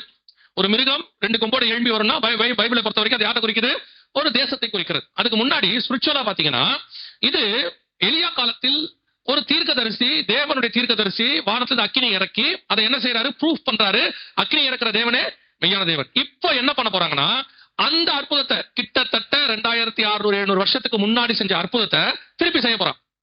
எதுக்காக இப்ப செய்யறது யாருன்னு கேட்டீங்கன்னா, பிசாசுடைய ஆட்கள். எதுக்காக அதை செய்யறாங்கன்னா, இப்ப பாருங்க பைபிள்ல இப்படி இறங்கி இருக்கு, அப்படி இறங்குற யாரு அதை இறக்குறாரோ அந்த தேவனே மெய்யான தேவன். இப்போ இவங்க அதை இறக்கிட்டு ஒரு சர்வாதிகாரியை, ஒரு மனுஷனை கடவுளாக காட்ட போறாங்க.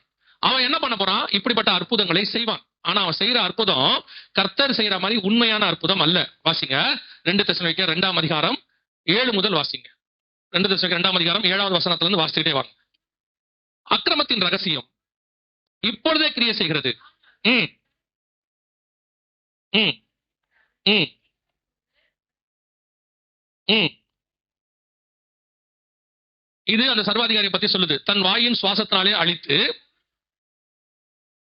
பகிரங்க வருகிறதா வசனம் சொல்லுது. அடுத்து அன்றியும் அது மனுஷருக்கு முன்பாக, அன்றியும் அந்த அக்கிரமக்காரனுடைய வருகை, நல்ல கவனிங்க, சாத்தானுடைய செயலின்படி சகல வல்லமையோடும் அடையாளங்களோடும் என்ன அற்புதம், பொய்யான அற்புதம். அற்புதம் நடக்கும், ஆனா எப்படி நடக்கும், பொய்யா நடக்கும். எலியா நடத்தினது உண்மையான அற்புதம். இப்ப நடக்க போறது பொய்யான அற்புதம். அற்புதம் நடக்கும், ஆனா எப்படி நடப்பாங்கன்னு நமக்கு தெரியாது. தேவன் செய்ததை கண்டிப்பாக பிசாசால் செய்யவே முடியாது. தேவன் ஒண்ணு செஞ்சாருன்னா அது என்ன செய்ய முடியாது பிசாசால. ஆனா அவன் என்ன பண்ணுவானா, அதுக்கு ஆல்டர்னேட்டா ஒண்ணு செய்யற மாதிரி காட்டுவான். அதுக்கு அதே மாதிரி இருக்கும். சில நேரத்துல பாத்தீங்கன்னா நல்ல பிராண்டட் பொருள் இருக்கும், அதே மாதிரி பாக்குறதுக்கு எல்லாம் இருக்கும், ஒரு ஏ மட்டும் அதுல மாறி இருக்கும். கிட்ட போய் உத்து பார்த்தாதான் என்ன தெரியும், அந்த ஏ மாறி இருக்கும், அந்த தலைகீழ இருக்கும். ஆனா டக்குன்னு பாத்தீங்கன்னா அது எப்படிதான் இருக்கும், பாக்குறதுக்கு ஒரிஜினல் மாதிரியே தான் இருக்கும். பைபிள்ல பாத்தீங்கன்னா சாலமோனோட பையன் ரெகபியாம் என்ன பண்ணுவான், ராஜாவுக்கு, எதிரி நாட்டு ராஜாவுக்கு கப்பம் கட்டணும். அவன் என்ன பண்ணுவான், அளவுக்கு அதிகமா கேட்டுருவான். அப்ப இவனுக்கு கொடுக்கறதுக்கு ஒண்ணும் இருக்காது. இவன் என்ன பண்ணுவான், தன்னுடைய ஆலயத்தில் இருக்கிறதான, சாலமோன் செய்து வைத்தது ஆலயத்தில் உள்ளதான தங்கத்தை, அந்த கேடகம்லாம் இருக்கும், அதெல்லாம் எடுத்து கொடுத்துருவான்.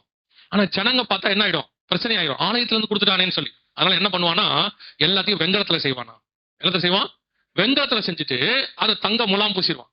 தூரத்துல இருந்து பாக்குறவங்களுக்கு என்ன தெரியுமா, அது தங்கத்துல அது அப்படிதான் இருக்குது, ஒன்னும் பிரச்சனை இல்லைன்னு.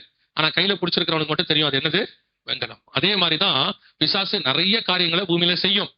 பாக்குறதுக்கு அது எப்படி இருக்கும், ஆண்டவர் செய்யற மாதிரியே இருக்கும். அந்த 13ஆம் அதிகாரம் 16ஆம் வசனத்துல நீங்க வாசிச்ச போது வெளிப்படுத்தல, அது ஒரு ஆட்டுக்குட்டிக்கு ஒப்பாக 2 கொம்புகளை உடையதா இருந்தது. ஆட்டுக்குட்டினா இயேசுவையும் குறிக்கும், விசுவாசியும் குறிக்கும். இதோ உலகத்தின் பாவத்தை சுமந்து தீர்க்கிற தேவாட்டுக்குட்டி. இன்னொன்று இருக்கு, என் ஆட்டுக்குட்டிகளை மெய்ப்பாயாக. அப்ப ஆட்டுங்கிறது யாரை குறிக்கும், தேவனையும் குறிக்கும், விசுவாசியும் குறிக்கும். அது ஊழியக்காரனையும் குறிக்கும், விசுவாசியும் குறிக்கும். அப்ப என்ன ஆகுது, பார்க்கறதுக்கு கிறிஸ்தவத்தை போல இருக்கும், பார்க்கறதுக்கு இயேசு கிறிஸ்துவை போல இருக்கும், பார்க்கறதுக்கு விசுவாசி மாதிரி இருக்கும், ஆனா செய்யற காரியங்கள் என்னவா இருக்கும், பிசாசினுடைய காரியங்களாக இருக்கும். அதை எப்படி கண்டுபிடிக்க முடியும், வசனம் சொல்லுது, பொய்யான அற்புதங்கள் நடக்கும். அதை வச்சு அவன் அற்புதம் செய்வானா, ஆனா என்ன அற்புதம் செய்வான், பொய்யான அற்புதம் செய்வான் அப்படின்னு இருக்கு. இப்ப பொய்யான அற்புதம் செய்யறதுக்கு வாய்ப்பு இருக்குதா, வானத்துல அக்கினி இறக்க பண்ண முடியுமா அப்படின்னு கேட்டா கண்டிப்பா இறக்குவாங்க. ஏன்னா பைபிள் சொல்லுது அவங்க செய்ய போறாங்கன்னு. இப்ப பாருங்க, இதற்கு பேரு ஆர்டிபிஷியல் சன் அப்படின்னு பேரு. இது இப்ப சைனால செஞ்சிருக்காங்க, இப்ப ரெடி 2030 ரெடியா இருக்கு. இதோட ஸ்பெஷாலிட்டி என்னன்னு கேட்டீங்கன்னா, நார்மலா ஒரு சூரியன் கொடுக்கக்கூடியதான கதிர்வீச்சை விட பல மடங்கு அதிகமா கொடுக்குது. 1,00,000 ஃபாரன்ஹைட் கொடுக்குது. இது இப்போ அதோட பிளான் என்ன, இது எதுக்காக செய்யறாங்க, சைனீஸ் செஞ்சிருக்காங்க. இப்போ வந்து ரெடியா இருக்கு, 2020க்கு முன்னாடியே இந்த ப்ராஜெக்ட் ஆரம்பிச்சிட்டாங்க. இப்போ பாத்தீங்கன்னா இந்த ஆர்டிபிஷியல் சன் ரெடியா இருக்கு. இது எதுக்காக இந்த ஆர்டிபிஷியல் சன் செஞ்சிருக்காங்க அப்படின்னு கேட்டா, உங்களுக்கு தெரியும் சைனீஸ் பயங்கரமா வேலை பார்ப்பாங்க, பயங்கரமா உழைக்கிறவங்க, அவங்க நிறைய மக்கள் தொகை, நிறைய உழைப்பாங்க.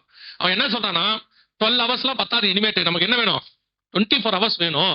அதனால இப்போ பூமி வந்து ஒரு பக்கம் சுத்தி வந்தா இருள் வரணும்ல, அந்த பக்கத்துல இதை பிக்ஸ் பண்றது. இப்ப எப்படி ஸ்பேஸ் ஸ்டேஷன் வச்சிருக்காங்க அந்த மாதிரி பிக்ஸ் பண்றது. பிக்ஸ் பண்ணியாச்சுன்னா இப்படி பகல் முடிஞ்சு ரா வர நேரத்துல அந்த பக்கம் என்ன இருக்கும், ஆர்டிபிஷியல் சன் இருக்கும். சோ இந்த பக்கமும் ஒரிஜினல் சன் இருக்கும், இந்த பக்கம் ஆர்டிபிஷியல் சன் இருக்கும். ஆட்டோமேட்டிக்காக இரவு என்பதே இருக்காது, வெறும் பகலாக மட்டும் இருக்கும். சோ பகல்லையே நீங்க 24 hours வேலை செய்யலாம் அப்படிங்கறதான கான்செப்ட்ல தான் இதை கொண்டு வராங்க. ஆக்சுவலா நல்லா கவனிச்சீங்கன்னா பூமியை ஆண்டவர் படைக்கும் போதே பகலும் இரவும் பகலுமாக தான் படைச்சிருக்கிறார். இப்ப இவன் என்ன பண்றான்னு கேட்டீங்கன்னா, பிசாசு, நீங்க 6 நாள் படைப்பு இருக்கு, நம்ம நிறைய எடுத்திருக்கோம் கிளாஸ்ல எல்லாம், உங்களுக்கு தெரியும். 6 நாள் படைப்பு இருக்குல்ல, இந்த படைப்பை மொத்தத்தையும் கொலாப்ஸ் பண்றதுதான் பிசாசுடைய வேலை. அதுக்கு பேர் தான் சீர்கேடு அப்படின்னு சொல்லுவாங்க. இப்ப ஒரு உதாரணத்துக்கு சொல்றேன். 6ஆம் நாள் ஆண்டவர் மனுஷனை படைச்சார், ஆணும் பெண்ணுமாக சிருஷ்டித்தார். இவன் சொல்றான் ஆணும் ஆணுமாக இருந்தா நல்லது, பெண்ணும் பெண்ணுமாக இருந்தா நல்லது அப்படின்னா. சோ அது கொலாப்ஸ்ட். அவங்களுடைய வாழ்க்கை முறை எல்லாத்தையும் கொலாப்ஸ் பண்ணிட்டான். அதுக்கு அடுத்து மிருகங்களை உண்டாக்கினார் 6ஆம் நாள்ல. இப்ப ஆண்டவர் என்ன பண்றாரு, காட்டு மிருகம் நாட்டு மிருகம். இவன் என்ன பண்றான், ஜிஎம்ஓ ப்ராடக்ட் மிருகத்தை கொண்டாரான். இப்ப பாத்தீங்க, உங்களுக்கு ஒரு நல்ல உதாரணம் தான் பிராய்லர் கோழி. ஆணும் இல்லை பெண்ணும் இல்லை, அது அது மலட்டு கோழி. இப்ப அவன் உண்டாக்குற எல்லாமே அப்படிதான் இருக்கு. அடுத்து நீங்க போய் இதை எடுத்து பாருங்க. 5ஆம் நாள் சமுத்திரம் மீன்கள், அதுல கொண்டு போயிட்டு எல்லா கழிவுகளையும் கலந்துட்டான். அதுல போய் நியூக்ளியர் டெஸ்ட் பண்ணிட்டான். 5ஆம் நாள் படைக்கப்பட்டது நாசமா போச்சு. மீன்கள் எல்லாம் செத்து செத்து ஒதுங்குதாமா. அது மட்டும் இல்லாம நிறைய மீன்கள் வந்து பாதிக்கப்பட்டு. அதுக்கு அடுத்து நீங்க முன்னாடி போனீங்கன்னா 3ஆம் நாள் சூரியன் சந்திர நட்சத்திரம், இதோ ஆர்டிபிஷியல் சன்னு, அதே மாதிரி தான் சேட்டலைட்ஸ்க்கு பதில் மேல கொண்டு வச்சு இந்த கொலாப்ஸ் ஆயிட்டு. அதுக்கப்புறம் படைக்கப்பட்ட இது 4ஆம் நாள். படைக்கப்பட்டது 3ஆம் நாள்ல பாத்தீங்கன்னா மரம் செடி கொடி. நீங்க சாப்பிடறதுல இப்ப பாதிக்கு மேல ஆர்டிபிஷியல் சாப்பாடு. நீங்க பன்னீர்னு ஒண்ணு சாப்பிடுறீங்களே, அது என்னது? வெஜிடேரியன் ஹோட்டலுக்கு போனோம்னா எது வெஜிடேரியன் கேட்டா மஷ்ரூமும் பன்னீரும் தரான். இது ரெண்டும் எப்ப வெஜிடபிள் ஆச்சு?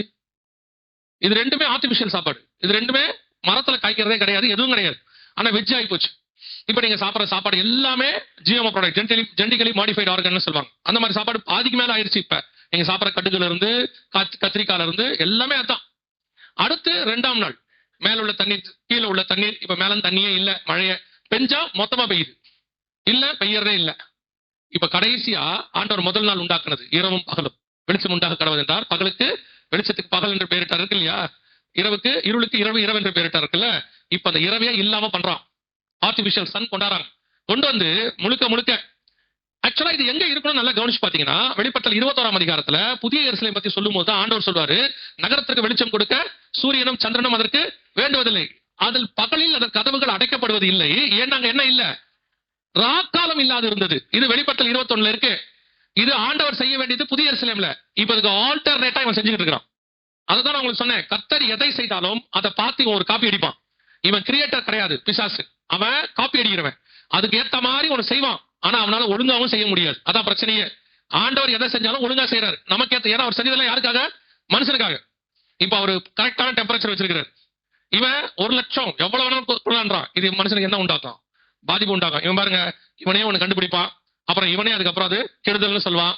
நம்ம நல்லா ஒழுங்கா நடந்து போயிட்டு இருந்தோம், இல்ல நீங்க எல்லாம் வண்டியில போங்க, ரொம்ப வசதி, நீங்க நல்லா இருப்பீங்கன்னா. அப்புறம் வண்டியில போக ஆரம்பிச்சோம், பெட்ரோல் போட்டான், டீசல் போட்டான். இப்போ அதுல இருந்து வரக்கூடிய கார்பன் டை ஆக்சைடு ஓசோனை ஓட்ட போட்டுருச்சுட்டான். இப்ப அவனே சொல்றான் இதெல்லாம் ஓட்டாதீங்க, எலக்ட்ரிக்கல் வண்டி ஓட்டுங்கன்றான். இப்ப திருப்பி எலக்ட்ரிக்கல் வண்டியில வரக்கூடிய பேட்டரி கழிவுகள் நிறைய ஆகுது, அது எங்க போடுறதுன்னு தெரியாது. கடைசியா அவன் என்ன சொல்ல போறான் தெரியுமா, நீங்கள் நடக்கிறது நல்லதும்பா. இதைத்தான நாங்க முன்னாடி பண்ணிட்டு இருந்தோம். இந்த மாதிரி எல்லாத்துலயும் இருக்கும். நீங்க எதை எடுத்துக்கிட்டீங்கனாலும் நம்மள நல்லா கொண்டாந்து வம்பு கிழித்து கொண்டாந்து உட்கார வச்சுட்டு, இப்ப நம்மளால என்ன ஆயிடுச்சு, இப்ப என்ன சொல்லிட்டானா, ஒரு சொன்னோம்னா அடுத்து வர நம்ம திட்டுவாங்க. ஒரு காலகட்டத்துல இந்த அம்மிக்கல் எல்லாம் நல்லா இருந்துச்சா, அதை போட்டு நல்லா அவங்க அரைச்சிருந்தாங்களா, உடம்பு நல்லா இருந்துச்சா, அப்புறம் மிக்சி கிரைண்டர் வந்துச்சா. இப்ப என்ன சொல்றானா, உங்களுக்கு இந்த ஆக்ஷன் இல்லைன்றதால ஜிம்முக்கு போய் இதை ஜிம்பா சொல்றான். எல்லாம் நீங்க போய் பாருங்க, அதைத்தான் அம்மிக்கல்ல பண்ணிட்டு இருந்தோம். அம்மிக்கல்ல பண்றது கேவலம், இது பண்றது நமக்கு என்னவா இருக்கு, கௌரவமா இருக்கு இல்லையா? ஒரு 3000 ரூபாய் கொடுத்து நம்ம இப்படி பண்றது நல்லது தானே. 300 அம்மிக்கல்ல பண்றது கேவலம் தானே, இருந்துட்டு போட்டோம். இப்ப நம்மளால அப்படித்தான்.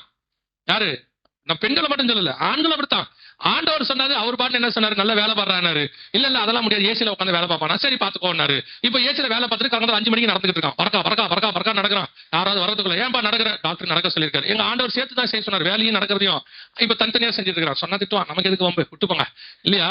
இது எல்லாம் மொத்தம் கொலாப்ஸ் ஆயிடுச்சு. இவன் கடைசியில என்ன பண்ணுவான்றீங்க, கடைசியில பழிய தூக்கி நம்ம மேல போடுவான். எந்த ஒரு பொருளையும் இவர்கள் ஒழுங்கா ஹேண்டில் பண்ணலன்ட்டு நம்ம மேல தூக்கி கொட்டு போயிடுவான். அப்படியே அவ்வளவுதான் நடக்க போகுது. கவனிச்சுக்கொள்ளுங்க, இது artificial sun against to Bible. ஆண்டவர் செய்யக்கூடாதுன்னு சொன்னது ஒரு வசனம் இருக்கு. எரேமியாவின் புஸ்தகம் 33ஆம் அதிகாரத்துல ஆண்டவர் சொல்லுவாரு. எரேமியா 33:20 வாசிங்க.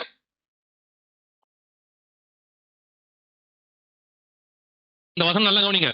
குறித்த நேரத்தில் பகற்காலமும் ராக்காலமும் உண்டாகாதபடிக்கு நீங்கள் பகற்காலத்தை குறித்து நான் பண்ணின உடன்படிக்கையும் அவமாக்கினால், ஆக்கியாச்சு. எரேமியா 33:20 சொன்னதை மனுஷன் என்ன பண்ணிட்டான்? அவன் ஆக்கியாச்சு. இனி பகற்காலம். ஏற்கனவே நாம ராங் சென்ஸ்ல போயிட்டு இருக்கிறோம். ராங்கா வாழ ஆரம்பிச்சு கிட்டத்தட்ட 100 வருஷத்துக்கிட்ட வந்துட்டோம். எப்படின்னா, ஒரு வசனத்துக்கு வாசிங்க. 104 சங்கீதம் 20வது வசனத்துல இருந்து வாசி. 104 சங்கீதம் 20வது வசனம். நீர் நல்ல கவனிங்க. நீர் இருளை கட்டளையிடுகிறீர், ராக்காலமாகும். முதல் ஃபார்முலா அவுட். முதல் ஃபார்முலா அவுட். ஆண்டவர் இருளை கட்டளையிடுகிறார். இவன் லைட்டை போட்டான். லைட்டை போட்டது பரவாயில்ல, ஒரு தீவெட்டிக்கு பதிலாக லைட்டை கொண்டான், ஓகே நியாயம். இப்ப லைட்டை எப்படி போட்டான்னு கேட்டீங்கன்னா, நைட்டு முழுக்க போட்டான். நைட்டு முழுக்க. ஆக்சுவலா நைட்ல வேலை செய்ய வேண்டிய ஆள் யாரு? அந்த வசனம் என்ன சொல்லுது? நீர் இருளை கட்டளையிடுகிறீர், ராக்காலமாகும். வாசிங்க. அதுல சகல காட்டு ஜீவன்களும். இப்ப யார் நடமாறது? 3 மணிக்கு பிரியாணி திங்கிறான். நைட்டு 3 மணிக்கு நாங்க இதுக்கு ஊழியத்துக்கு போயிட்டு காலையில வருவோம். பிரியாணி கடையில அடிச்சுக்கிறான் 3 மணிக்கு. இது என்ன கான்செப்டே தெரியல. எந்த கடைக்கு போனாலும் முந்தையெல்லாம் நீங்க பாத்தீங்கன்னா காலைல 5:30 மணிக்கு 6 மணிக்கு தான் டீ கடை திறக்கும். ஒரு 5 மணிக்கு 6 மணிக்கு டீ வாங்குறதுக்கு சொம்போட போவாங்க அந்த காலத்துல. இப்போ அவன் சட்டையை போட்டு போயிடுறான். ஏன்னா இல்லைன்னா அவன் தான் சொம்பு கழுவ வேண்டியிருக்கு. அதனால அவன் என்ன பண்ணிடுறான்னா, அவன் நேரம் டீ கடைக்கு சட்டையை போட்டு போனானா, அவன் இப்ப வீட்டுல அவன் டீ கேட்டானா பால் வாங்கிட்டு வாங்கன்றாங்க. எதுக்குடா ஒரு டீக்காக பாலை வாங்குவானேன்ட்டு அவன் என்ன பண்ணிடுறான், நேரம் 5:30 மணிக்கு டீ போயிடறான். இவன் 5:30 மணிக்கு வரான்றதுனால டீ கடைக்காரன் 4:30 மணிக்கே வடை போட்டுறாரு. 4:30 மணிக்கு சுட சுட வடையும் டீ கிடைச்சா எவன் வீட்டுல டீ குடிப்பான்? யோசிச்சு பாருங்க. இது அப்படி கிடைச்சிட்டு இருந்த காலம் போய் இப்ப 3 மணிக்கு பிரியாணி கிடைக்குது. எத்தனை மணிக்கு 24 ஹவர்ஸ். நீங்க பாருங்க, இந்த 24 ஹவர்ஸ் ஒரு கான்செப்ட் இருக்குல்ல, அகைன்ஸ்ட் டு பைபிள். இது 24 மணி நேரம் டிவி ஓடுது. டிவியே ப்ரோக்ராம நம்ம எத்தனை மணி வரைக்கும் பாக்குறோம்? நாங்க டிவி பார்த்த காலத்துல 10 மணிக்கு ஒரு வட்டம் ஒண்ணு வரும் இல்லையா? என்ன வட்டம் வரும்? தூர்தர்ஷன் வட்டம் ஒண்ணு வரும். நிலா ஒண்ணு வந்து முடியும். அதோட கதை முடிஞ்சு படுத்தோம்னா திருப்பி மறுநாள் சாயங்காலம் 6 மணி 4 மணிக்கு தான். அப்பயும் ஒரு நன்னன் ஒருத்தர் வந்து வயலும் வாழ்வு எடுப்பாரு. அதான் நம்ம தெரிஞ்ச ஒரே ப்ரோக்ராம். இப்ப பாத்தீங்கன்னா எல்லாமே 24 ஹவர்ஸ். நீங்க யார வேணா எடுத்து பாருங்க. 10க்கு போன் வேற வந்துருச்சு. இப்ப எல்லாம் 1 மணி 2 மணி 3 மணி வரைக்கும் அப்படியே போயிட்டே இருக்கு. இது against to Bible. Against to Bible. இதனுடைய விளைவு என்ன? மிருகம் நடக்க வேண்டிய இடத்துல யார் நடக்கிறது? மனுஷன் நடக்கிறான். அதனால மனுஷன் என்னவா மாறிட்டான்? ஆல்மோஸ்ட் மிருகமா மாறிட்டான். நீங்க போய் பாருங்க. காலையில சாயங்காலம் காலையில வேலைக்கு போயிட்டு நீங்க அடுத்த வசனம் வாசிங்க சொல்றேன். எதுக்காக நீங்க அவ்வளவு அவசரமா கிடைச்சிக்கிறீங்க? மெதுவா. பாலசிங்கம் இறைக்காக கஞ்சித்து தேவனாத்தங்களுக்கு ஆகாரம் கிடைக்கும்படி. நல்ல கவனிங்க. சூரியன் உதிக்கையில் ஆவிகள் ஒதுங்கி படுத்துக்கொள்ளும். அப்பொழுது மனுஷன் சாயங்காலம் காலையில இருந்து சாயங்காலம் மட்டும். அவ்வளவு அழகா பார்மலா எழுதி கொடுத்துருக்காரு பாருங்க. காலையில போயிட்டு இவன் சாயங்காலம் வருவான். அது நைட்டு சாயங்காலம் புறப்பட்டு காலையில வந்து படுத்துக்கும். ரெண்டுத்துக்கும் அழகா பிரிச்சு வச்சிருக்கிறாரு. இப்ப என்ன ஆயிடுச்சுன்னா, நீங்க முந்தியெல்லாம் காலையில அப்பா வேலைக்கு போயிட்டு சாயங்காலம் வராருன்னா பிள்ளைங்க வெயிட் பண்ணும். எதுக்கு வெயிட் பண்ணணும்? அப்பா வரும்போது என்ன பண்ணுவாரு? ஸ்நாக்ஸ் வாங்கிட்டு வருவாரு, பண்டம் வாங்கிட்டு வருவாருன்னு சொல்லிட்டு என்ன செய்யும்? வெயிட் பண்ணும். இப்ப அப்பா நைட் ஷிஃப்ட் போயிட்டு காலையில வராருன்னா அம்மா பிள்ளைங்கிட்ட சொல்லுது, அந்த ஆளு எரிச்சலோட வருவான், கிட்ட போகாதீங்க, அந்த ஆள் நைட்டு தூக்காம வருவாரு, கொஞ்சம் மரியாதையா சொல்றதுக்கு இப்ப ஃபேஷன் மாறிடுச்சு. நாங்க அன்னைக்கு டிவி பார்த்து ஒரு ப்ரோக்ராம் ஒண்ணு காட்டுறாங்க, ஆச்சரியமா இருக்கு. அவர் காட்டார், எடுத்துக்க பாருங்க அப்படின்னு. அதுல என்னது, கணவனெல்லாம் மனைவிய அவங்க சொல்றாங்க கேளுங்க, அவங்க சொல்றாங்க கேளுங்கன்றான். மனைவியெல்லாம் கணவன் அவன் சொல்றான் கேளுங்க. ஈக்குவாலிட்டி மாறிடுச்சு இப்ப. அதனால இப்போ மனைவி எல்லாம் என்ன சொல்றது, வரும்போதே அந்த ஆள் வரான், டென்ஷனா வருவான் காலையில, அந்த ஆள்கிட்ட போகாதீங்க. அவரும் வரும்போது அப்படிதான் வராரு. இறை கொண்டு மிருகம் காலையில் தங்கள் தாபரங்களில் படுத்துக் கொள்ளும்படி திரும்பும். வரும்போதே அவர் நேரா தாபரத்துக்கு போய் உள்ள விழுவார் பொத்துன்னு. அவ்வளவுதான், முடிச்சு. இன்னைக்கு இதான் நிலைமை. ஆக்சுவலி டாக்டர்ஸ் என்ன சொல்றாங்கன்னா, நைட்ல முடிக்கிறதுனாலதான் நிறைய வியாதி வருதுங்கிறான். நைட்ல முடிக்கிறதுனால தான் நிறைய வியாதி வருது அவங்க சொல்றாங்க. டாக்டர் சொல்றாங்க வியாதி வருது. பத்தாததுக்கு அன்னைக்கு நான் ரொம்ப ஒரு டாக்டர் அவருடைய ஸ்பீச் கேட்பேன், நல்லா இருக்கும் அவருது. அவர் சொல்றாரு, மனுஷன் வந்து 11 to 3 வந்து கம்பல்சரி தூங்கணுமா. 11 மணி 3 மணிக்குள்ள என்ன செஞ்சிடணுமா, தூங்கிடணுமா. ஏன்னா அவன் தூங்கும் போது தான் அவன் கண்ணுல இருந்து ஒரு சுரப்பி வந்து மெலனில்னு ஒண்ணு சுரக்குமா. அதுதான் ஆன்டி கேன்சர் கண்டக்டா. முடக்கு நமக்கு தேவையான எல்லா இதையும் அதான் கொடுக்குமா. இப்ப நம்ம எப்படின்னு கேட்டீங்கன்னா 4 மணி நேரம் தூங்கணும், அவ்வளவுதானே. அது எப்ப தூங்கினா என்ன, காலை 4ல இருந்து 10, இல்ல மதியானம் 10ல இருந்து சாயங்காலம் ஒரு 4 மணிக்கு, அப்படி ஆகவே ஆகாதான். அந்தந்த நேரத்துக்கு தூங்கினாதான் அந்தந்த பார்ட்ஸ் என்ன செய்யுமா, வேலை செய்யுமா. அவர் சொல்றாரு, இது எல்லாம் ஆண்டவர் சொல்லாம நீட்டா ஒரு டைம் போட்டு கொடுத்துட்டாரு, டைம் டேபிள். காலையில வேலைக்கு போ, சாயங்காலம் என்ன பண்ணிடு, படுத்துரு, வேலை முடிஞ்சு. கிட்டத்தட்ட பூமி உண்டானதுல இருந்து 5800 வருஷத்துக்கு மேல இந்த ஃபார்முலா தான் போச்சு. இந்த கடைசி 150 வருஷம் ஃபார்முலா மாறிடுச்சு. இந்த ஜெனரேஷன் தான் இருக்கிறதுலே அதிக வியாதி உள்ள ஜெனரேஷன், அதிக பாதிப்புள்ள ஜெனரேஷன். பைபிளை மட்டும் ஒருத்தன் ஃபாலோ பண்ணானா, இந்த பைபிள் வந்து என்னன்னா, உங்களை பொறுத்த வரைக்கும், நம்மளை பொறுத்த வரைக்கும் பைபிள்ங்கிறது ஏதோ கிறிஸ்தவர்கள் படிக்கிற பைபிள் இல்ல. சகல மனுஷனுக்குமான ஃபார்முலா இதுல இருக்கு. அவன் எப்படி வாழணும், என்ன பண்ணணும், என்ன சாப்பிடணும், எப்படி சாப்பிடணும். அழகா சொல்றாரு, நீ சாப்பிடுற சாப்பாடு எல்லாத்துலயும் என்ன இருக்கணும், விதை இருக்கணுங்கிறார். 1ஆம் அதிகாரம் ஆதியாகமத்தின் புஸ்தகத்தை நீங்க வாசிக்கும் போது 29வது வசனம் வாசிங்க. ஆதியாகமம் 1:29. ம் ம்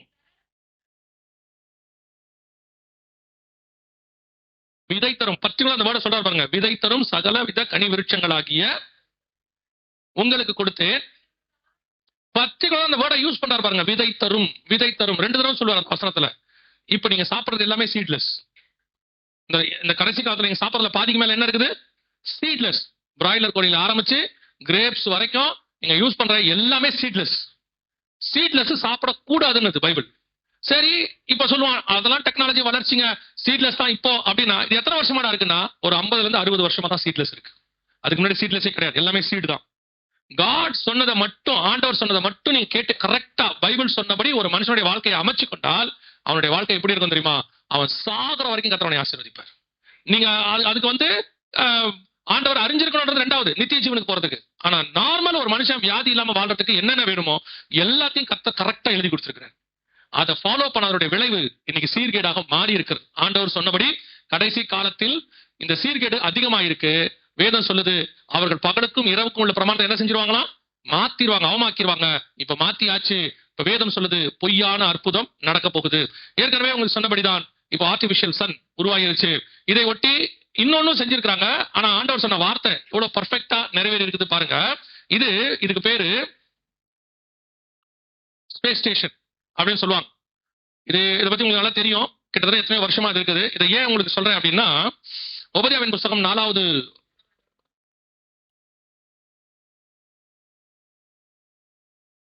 ஒபதியா 1ஆம் அதிகாரமா 2ஆம் அதிகாரமா, அப்புறம் எதுக்கு 1ஆம் அதிகாரம்? அதுல 1ஆம் அதிகாரம் இருக்கு, மொத்தம் ஒண்ணுதானா? சரி, வாசிங்க. ஒபதியா 4 வாசி. கட்டியாச்சு பாருங்க, கட்டியாச்சு. நட்சத்திரத்துக்கு நடுவே உன் கூட்டை கட்டினாலும். இதெல்லாம் 2400 வருஷத்துக்கு முன்னாடி உள்ள வசனம். அன்னைக்கு யாராவது நினைப்பானா? கொஞ்சம் யோசிச்சு பாருங்க. நீ நட்சத்திரங்களுக்கு நடுவில் போய் கூடு கட்டுவேன்னு. நமக்கு நிலாவுக்கு அனுப்புனதே 1960 மேலதான், 1960ல இருந்து 70க்குள்ளதான். அதையே மனுஷன் நம்பல. அது எப்படிங்க நிலாவுக்கு போக முடியும்லாம் கேட்டான்.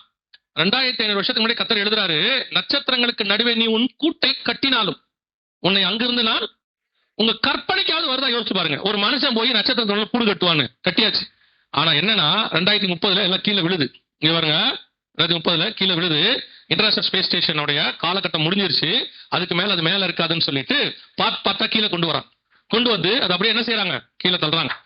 ஆனா என்னன்னா, ஆண்டவர் சொன்ன வசனத்துல இப்ப அடுத்து ஒண்ணு ஆரம்பிச்சிருக்கான். இதுக்கு பேரு இப்போ 2027ல வருது, கட்ட ஆரம்பிச்சாச்சு. 2027ல வருது. ஸ்பேஸ்ல உங்களுக்கு ஹோட்டல் கட்டியிருக்கான், ஹோட்டல். இதை கட்டி இப்ப என்ன பண்ண போறாங்கன்னா, 27ல நீங்க போய் வானத்துல ஒரு 2-3 நாள் தங்கலாம், தங்கி சுத்தி பார்க்கலாம். நான் போன வாட்டி அந்த டிக்கெட்டோட விலையை கேட்டிருந்தேன், சும்மா படிக்கும்போது பார்த்தேன். 200 கோடி ரூபா தான். நம்ம அவங்க சொல்லியிருந்தாங்க இந்திய பணத்துக்கு எவ்வளவு வருதான், 200 கோடி வருதான். போக போக குறைச்சிருவாங்க, ஒரு 10-15 கோடி ரூபாய்க்குள்ள வரும். ரெடி பண்ணி வைங்க, மேலே ஏறி போய் பார்த்துட்டு வரலாம். இல்ல இதுக்கும் போவாங்க, இல்லாமையா இருப்பாங்க, இல்லாமே அவங்க கட்டுவான். இவ்வளவு தூரம் போய் 1000 கோடி போட்டு செலவு பண்ணி மேல கட்டுறானே, எந்த நம்பிக்கையில கட்டுவாங்க? யோசிச்சு பாருங்களேன்.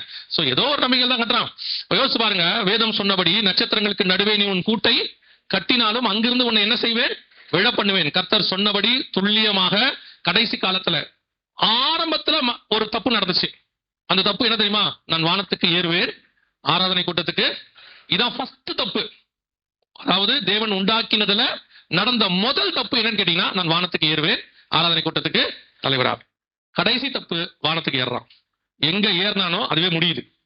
இது ஆண்டவர் சொன்னபடியே துல்லியமான தீர்க்க தரிசன நிறைவேறுதல். ஆண்டவர் சொன்ன கடைசி காலத்தின் அறிவு பெருக்கும். அதனாலதான் ஆண்டவர் சொல்வார், அறிவு பெருகும் போது அந்த அறிவு கர்த்தருக்குள்ள இருக்கிற அறிவா இருக்கணும். எதுக்குள்ள இருக்கணும்? இப்போ உடனே இவங்க என்ன சொல்லுவாங்க தெரியுமா? இவங்க எல்லாம் பழமைவாதிகள், இவங்க இல்ல, நாங்க இந்த டெக்னாலஜியா இருக்கிற ஆட்கள்லாம் இல்ல. எது ஒண்ணுமே காடுக்கு அகைன்ஸ்டா போகும்போது அது ஆபத்தா முடியுது. காட் உங்களுக்கு ஒரு விஷயத்த சொல்றாரு, ஆண்டவர் சொல்றாரு, இயேசு கிறிஸ்து சொல்றாரு, நீங்க செய்தீங்கன்னா அதுல எந்த பிரச்சனையுமே இல்லையே உங்களுக்கு. இதெல்லாம் அகைன்ஸ்ட் காட். ஆண்டவர் ஒண்ணு செய்யாத மாதிரி செய்வாங்க. இப்ப பாருங்க, நிலாவுல போய் வாழ வைக்க முடியும்னு சொன்னா 1960களில் உடனே ஆள் அனுப்பியாச்சு. அனுப்பின உடனே நம்ம ஆட்களும் நிலாவுக்கு போறோம், பைபிள் சொன்னதெல்லாம் தப்பு. ஆண்டவர் ஒருத்தர் சொன்னாரு, நாங்க நிலாவுக்கும் போய் பார்த்துட்டோம், அங்கே கடவுள் இல்லைன்ட்டாரு. நிலாங்கிறது இங்க ரொம்ப பக்கத்துல இருக்கிற ஒண்ணு, 3,64,000 கிலோமீட்டர்ல இருக்குதாமா, ரொம்ப பக்கம். அங்க போயிட்டு வந்துட்டு என்ன பண்ணிட்டாரு, நாங்க நிலாவுக்கு போயிட்டு வந்துட்டோம், கடவுள் இல்ல அப்படின்ட்டாரு. அதுக்கப்புறம் சொல்லிட்டாங்க, நிலாவில் போய் குடியேற போறோம், நம்ம அங்க போய் படிக்க போறோம் எல்லாம் சொல்லிட்டாங்க. இப்போ 2015 ஒருத்தரோட பேச ஒரு வாய்ப்பு கிடைச்சிச்சு. இந்த டீம்ல இருந்த ஒருத்தரோட அமெரிக்கால அவரோட பேச வாய்ப்பு கிடைச்சு. அப்போ அவர் சொன்னாரு, அந்த ப்ராஜெக்ட் தான் நாங்க எப்போ ஸ்டாப் பண்ணிட்டோம். ஏன் ஸ்டாப் பண்ணிட்டீங்க அப்படின்னு கேட்டா, அங்க ஆக்சிஜன் எல்லாம் இல்லையா, அங்க மனுஷனால வாழ முடியாது, இது நாங்க இவ்வளவு செலவு பண்ணாம இதுல இருந்தே சொல்லிடுவோம். 200 கோடி ரூபாய் செலவு பண்ணாம இதுல இருந்தே சொல்லிடுவோம். ஆனா நீங்க அப்படி செலவு பண்ணி சொன்னதான் உங்களுக்கு திருப்தி. அப்படி செலவு பண்ணி சொன்னா நீங்க அறிவாளி, நாங்க செலவு பண்ணாம சொன்னா பைத்தியக்காரன். அவ்வளவுதானே. இப்ப அடுத்து செவ்வாய் கிரகத்துக்கு ஆள் அனுப்புறாங்களாமா. இப்ப அதையும் ஒரு ஆள் சொல்றாரு, அங்க வாழ முடியாதுடா, அங்க தண்ணி இல்லடா, கேட்க மாட்டாங்க. அப்புறம் போய் அதுக்கு ஒரு 1000-2000 கோடி செலவு பண்ணி கடைசியா வந்து சொல்லுவாங்க அங்க வாழ முடியாது. அதுக்கு ஒழுங்கா பைபிள் படிச்சாலே போதும். அந்த காசை நீங்க மிச்சம் பண்ணி கொடுத்தீங்கன்னா இங்க இருக்கிறவனுக்கு சோறாது போடலாம். 2000 கோடிக்கு சாப்பாடு போட்டா எவ்வளவு பேரோட பசி ஆகும் யோசிச்சு பாருங்க. இங்க இருக்க நிலைமை அதான். இப்ப இவர்கள் எல்லாருமே அகைன்ஸ்ட் பைபிள். நான் இப்போ திருப்பி இந்த டெக்னாலஜிக்கு எதிரானாலும் சொல்லாதீங்க. இவர்கள் செய்கிற எத்தனையும் முடிவு என்னவா இருக்குன்னு கேட்டீங்கன்னா, முடிவு அகைன்ஸ்ட் பைபிளா இருக்கு. விரையும், டைம் விரையும், எல்லாமே விரையுமாய் போகிறது. சரி, இருபது மட்டும். இப்போ வேதத்தில் சொன்னபடி கடைசி காலத்தில் அறிவு பெருக்கம் உச்சத்துக்கு போயிருச்சு. அகைன்ஸ்ட் காட் அந்த இடத்துக்கு போய் வானத்துக்கு ஏறி கூடு கட்டி நாங்க அங்க வாழ போறோங்கிற அளவுக்கு அவன் போயிட்டான். கடைசியா ஒரு காரியத்தை நான் சொல்லிட்டு ஜெர்மனி முடிக்க விரும்புகிறேன். வாசிங்க, அதே வெளிப்படுத்தின விசேஷம் 13ஆம் அதிகாரம் 15வது வசனத்தை வாசிங்க.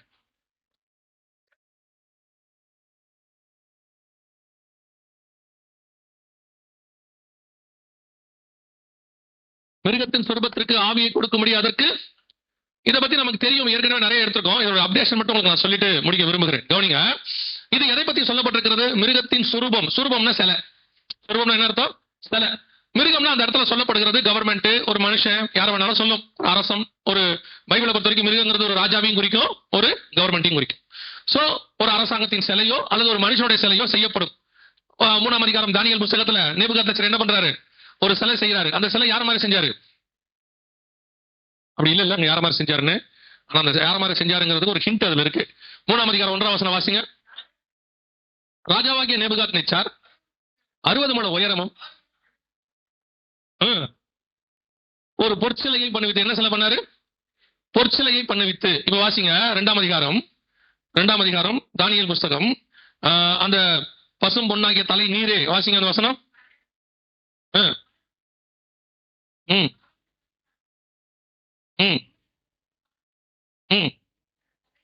பொன்னான அந்த தலை, எந்த வசனம்? 38வது வசனம் சொல்லுது, அந்த பொன்னான தலை. அப்ப அந்த சிலையினுடைய தலை என்னவா இருந்துச்சு? பொன்னா இருந்துச்சு. மிச்சம் எல்லாம் வெள்ளி, வெங்கலம், இரும்பு, களிமண்ணா இருந்துச்சு. 3ஆம் அதிகாரத்துல நேபுகாத்நேச்சர் ஒரு சிலை செய்யறாரு. எப்படி செய்யறாரு? என்ன சிலை செஞ்சாரு? பொற்சிலை. ஏன்னா முந்தின அதிகாரத்துல சொன்னா அந்த பொன்னான தலை இவரு, அது என்ன பொண்ணு நம்ம, மொத்தம் யாருமே இல்ல, மொத்தமே நம்ம தான்.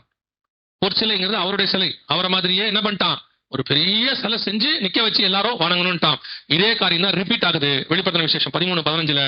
மேலும் மிருகத்தின் சுரூபம் பேசத்தக்கதாகவும் தன்னை வணங்காத யாவரையும் கொலை செய்யத்தக்கதாகவும் மிருகத்தின் சுரூபத்திற்கு ஆவியை கொடுக்கும்படி அதற்கு சிலை பேசுமா அப்படின்னா நமக்கு தெரியும். ஒரு 20 வருஷத்துக்கு முன்னாடி வரைக்கும் பேசாது, இப்ப பேசும். இங்க இருக்கு பாருங்க, இதான் பேசுகிற சிலை. இப்ப வந்துருச்சு. இதுக்கு பேரு இன்டராக்டிவ் ரோபோட் அப்படின்னு சொல்லுவாங்க, பேசுகிற சிலை. இதுல இப்ப நீங்க பாக்குறது இருக்கிறதுலயே கொஞ்சம் அட்வான்ஸ்ட் இன்டராக்டிவ். அதாவது என்ன கேள்வி கேட்டாலும் என்ன செய்யும்? பதில் சொல்லும். அதாவது உலகத்துல உள்ள நீங்க மிக முக்கியமான எவ்வளவு கேள்வி கேட்டாலும் என்ன செய்யும்? பதில் செய்யும். எனக்கு இந்த சிலை செய்யறவனை பார்த்தா எனக்கு ரொம்ப பிடிக்கும். இது செஞ்சவனை ரொம்ப பிடிக்கும். அவன் எவ்வளவு பெரிய அறிவாளியா இருந்தா கூட பேசுற ரோபோட்டை பின் ரோபோட்டா செஞ்சிருக்கான் பாருங்க. இல்ல அது என்ன கேள்வி ஒரு ஆண் ரோபோட்டை செய்யலாமா இல்லையா? என்ன கேள்வி கேட்டாலும் பதில் கொடுக்கணும்னா என்ன ரோபோட்டை செஞ்சிருக்கான்? பெண் ரோபோட்டா செஞ்சிருக்கான் பாருங்க. அவனுக்கு எவ்வளவு ஞானம் இருக்கும் பாருங்க. அவன் நினைச்சிருக்கான் கூட யார் பேசுவா அப்படின்ட்டு. இவங்க யோசிக்கிறாங்க, நாளைக்கு நீ வா நீ. இது தி மோஸ்ட் இன்டராக்டிவ் ரோபோட் அப்படின்னு சொல்லுவாங்க. இருக்கிறதுலயே என்ன கேள்வி கேட்டாலும் அதுக்கு உடனடியாக அது என்ன செய்யுமா? பதில் செய்யும். வெளிப்படுத்தல் 13:15 படி பேசுகிற சிலை தயாராக இருக்கிறது. பேசுகிற சிலை என்னவா இருக்கு? தயாராக இருக்கிறது. ஆனால் இந்த சிலையை பத்தின இன்னும் 2 முக்கியமான விஷயம் அதே வசனத்துல இருக்கு. ஒன்று, தன்னை வணங்காத யாவரையும் கொலை செய்கிற ரோபோட் வருமா அப்படின்னு கேட்டீங்கன்னா பாருங்க, இது கொலை செய்கிற ரோபோட். இதுக்கு பேர் கில்லிங் ரோபோட்ஸ் அப்படின்னு சொல்லுவாங்க. இப்போ எல்லா ஆர்மியிலுமே, எல்லா உலகத்துல உள்ள, இப்ப இந்தியன் ஆர்மிலையும் சேர்க்க போறாங்க, எல்லா ஆர்மியிலுமே ரோபோட்டிக் பிரிவு வந்திருக்கு. ரோபோ வீரர்கள் கொண்டு வந்திருக்காங்க. ரோபோ நாய்கள், ரோபோ குதிரைகள் எல்லாம் இருக்கு. இப்ப ரோபோ வீரர்கள் கொண்டு வந்திருக்காங்க. எதுக்கு அப்படின்னு கேட்டீங்கன்னா, மனித உயிர்களுடையதான அந்த சேதத்தை குறைப்பதற்காக. இப்போ ரோபோட் ஆர்மி, இது வந்து யூஎஸ்ல இருக்கு. இது வந்து US army train robot army யூஎஸ்ல பண்ணிட்டாங்க. இப்போ இது என்ன செய்யும்? கண்டிப்பாக எதிர் நாட்டு ராணுவத்தை என்னதான் செய்ய போகுது? கொலைதான் பண்ண போகுது. வெளிப்படுத்தல் 13:15 சொன்ன ரெண்டாவது பார்த்து என்னவா இருக்கு? தயாராக இருக்கிறது. இப்போ ரோபோட் ஒன்று பேச ஆரம்பிச்சிருச்சு, பார்க்க ஆரம்பிச்சிருச்சு, சிலை பார்க்க ஆரம்பிச்சிருச்சு, பேச ஆரம்பிச்சிருச்சு. கொலை செய்யும் ரோபோட்டுகளும் இப்ப என்னவா இருக்கு? தயாராக இருக்கு. அதுல மிக முக்கியமானது மூணாவது என்ன அப்படின்னு சொல்லி கேட்டீங்கன்னா, அதற்கு ஆவியை கொடுக்கும்படி அதற்கு. இப்போ இதுல ஆவியை கொடுத்தல்னா என்ன? இந்த ரோபோட்டுக்கு ஆவியை கொடுத்தல் என்பது எதை குறிக்கிறது அப்படின்னு கேட்டீங்கன்னா, இப்போ லேட்டஸ்டாக அறிவு, செயற்கை நுண்ணறிவு அப்படின்பாங்க, ஆர்டிபிஷியல் இன்டெலிஜென்ஸ் அப்படின்னு சொல்றாங்க. அந்த ஏஐ அப்படின்னு சொல்றாங்க, ஆர்டிபிஷியல் இன்டெலிஜென்ஸ். அதோட கூட இந்த ரோபோட்டிக், இந்த டெக்னாலஜியை சேர்த்து பேசுகிற, பார்க்கிற, சிந்திக்கிற ரோபோட்டுகள் ரெடியாக இருக்கு. இங்க பாருங்க, இது பார்க்கிற, பேசுகிற. சவுண்ட் வைக்க முடியுமாப்பா? சரி, கவனிங்க. இது இது ரோபோட், ஆக்சுவலா ஆர்டிபிஷியல் இன்டெலிஜென்ஸ் ரோபோட். இது டிவில நியூஸ் வாசிக்குது. சரியா? இது ஆன் ரோபோட், இதுவும் நியூஸ்ல வாசிக்குது. இப்ப சைனால டிவி நியூஸ் வாசிக்கிறதுக்கு ரெடி பண்ணியாச்சு. இப்ப தமிழ்நாட்டிலுமே தமிழ் சேனல் ஏதோ ஒன்றுல நீங்க போட்டிருந்தாங்க, இந்த மாதிரி ஆர்டிபிஷியல் இன்டெலிஜென்ஸோட நியூஸ் வாசிக்கிறதான ரோபோட்டுகள் கொண்டு வந்தாச்சு. இப்போ இது யோசிக்க தொடங்குது. நல்லா கவனிங்க, இதான் இங்க இருக்கிறதுல டேஞ்சர் இங்க தான் உருவாகுது. முன்னாடி என்ன செய்வாங்கன்னா, நம்ம டேட்டாஸ் கொடுப்போம், அது அதுக்கு என்ன செய்யும்? ரிப்ளை கொடுக்கும். நம்ம கண்ட்ரோல்ல அது இருந்துகிட்டு. இப்போ ஆர்டிபிஷியல் இன்டெலிஜென்ஸ் அதுவே சுயமா யோசிச்சு அதுவே செய்யும். சுயமா யோசிச்சு அதுவே செய்யற இடத்துக்கு இப்போ கொண்டாந்தாச்சு. மனுஷன் தான் அதை அப்படி கொண்டாந்தான். ஆனா இப்போவே அந்த ஆர்டிபிஷியல் இன்டெலிஜென்ஸ் உருவாக்குன தந்தைன்னு சொல்லுவாங்க, father of the artificial intelligence, Geoffrey Hinton. இங்க பாருங்க, இவர் தான் அவரு.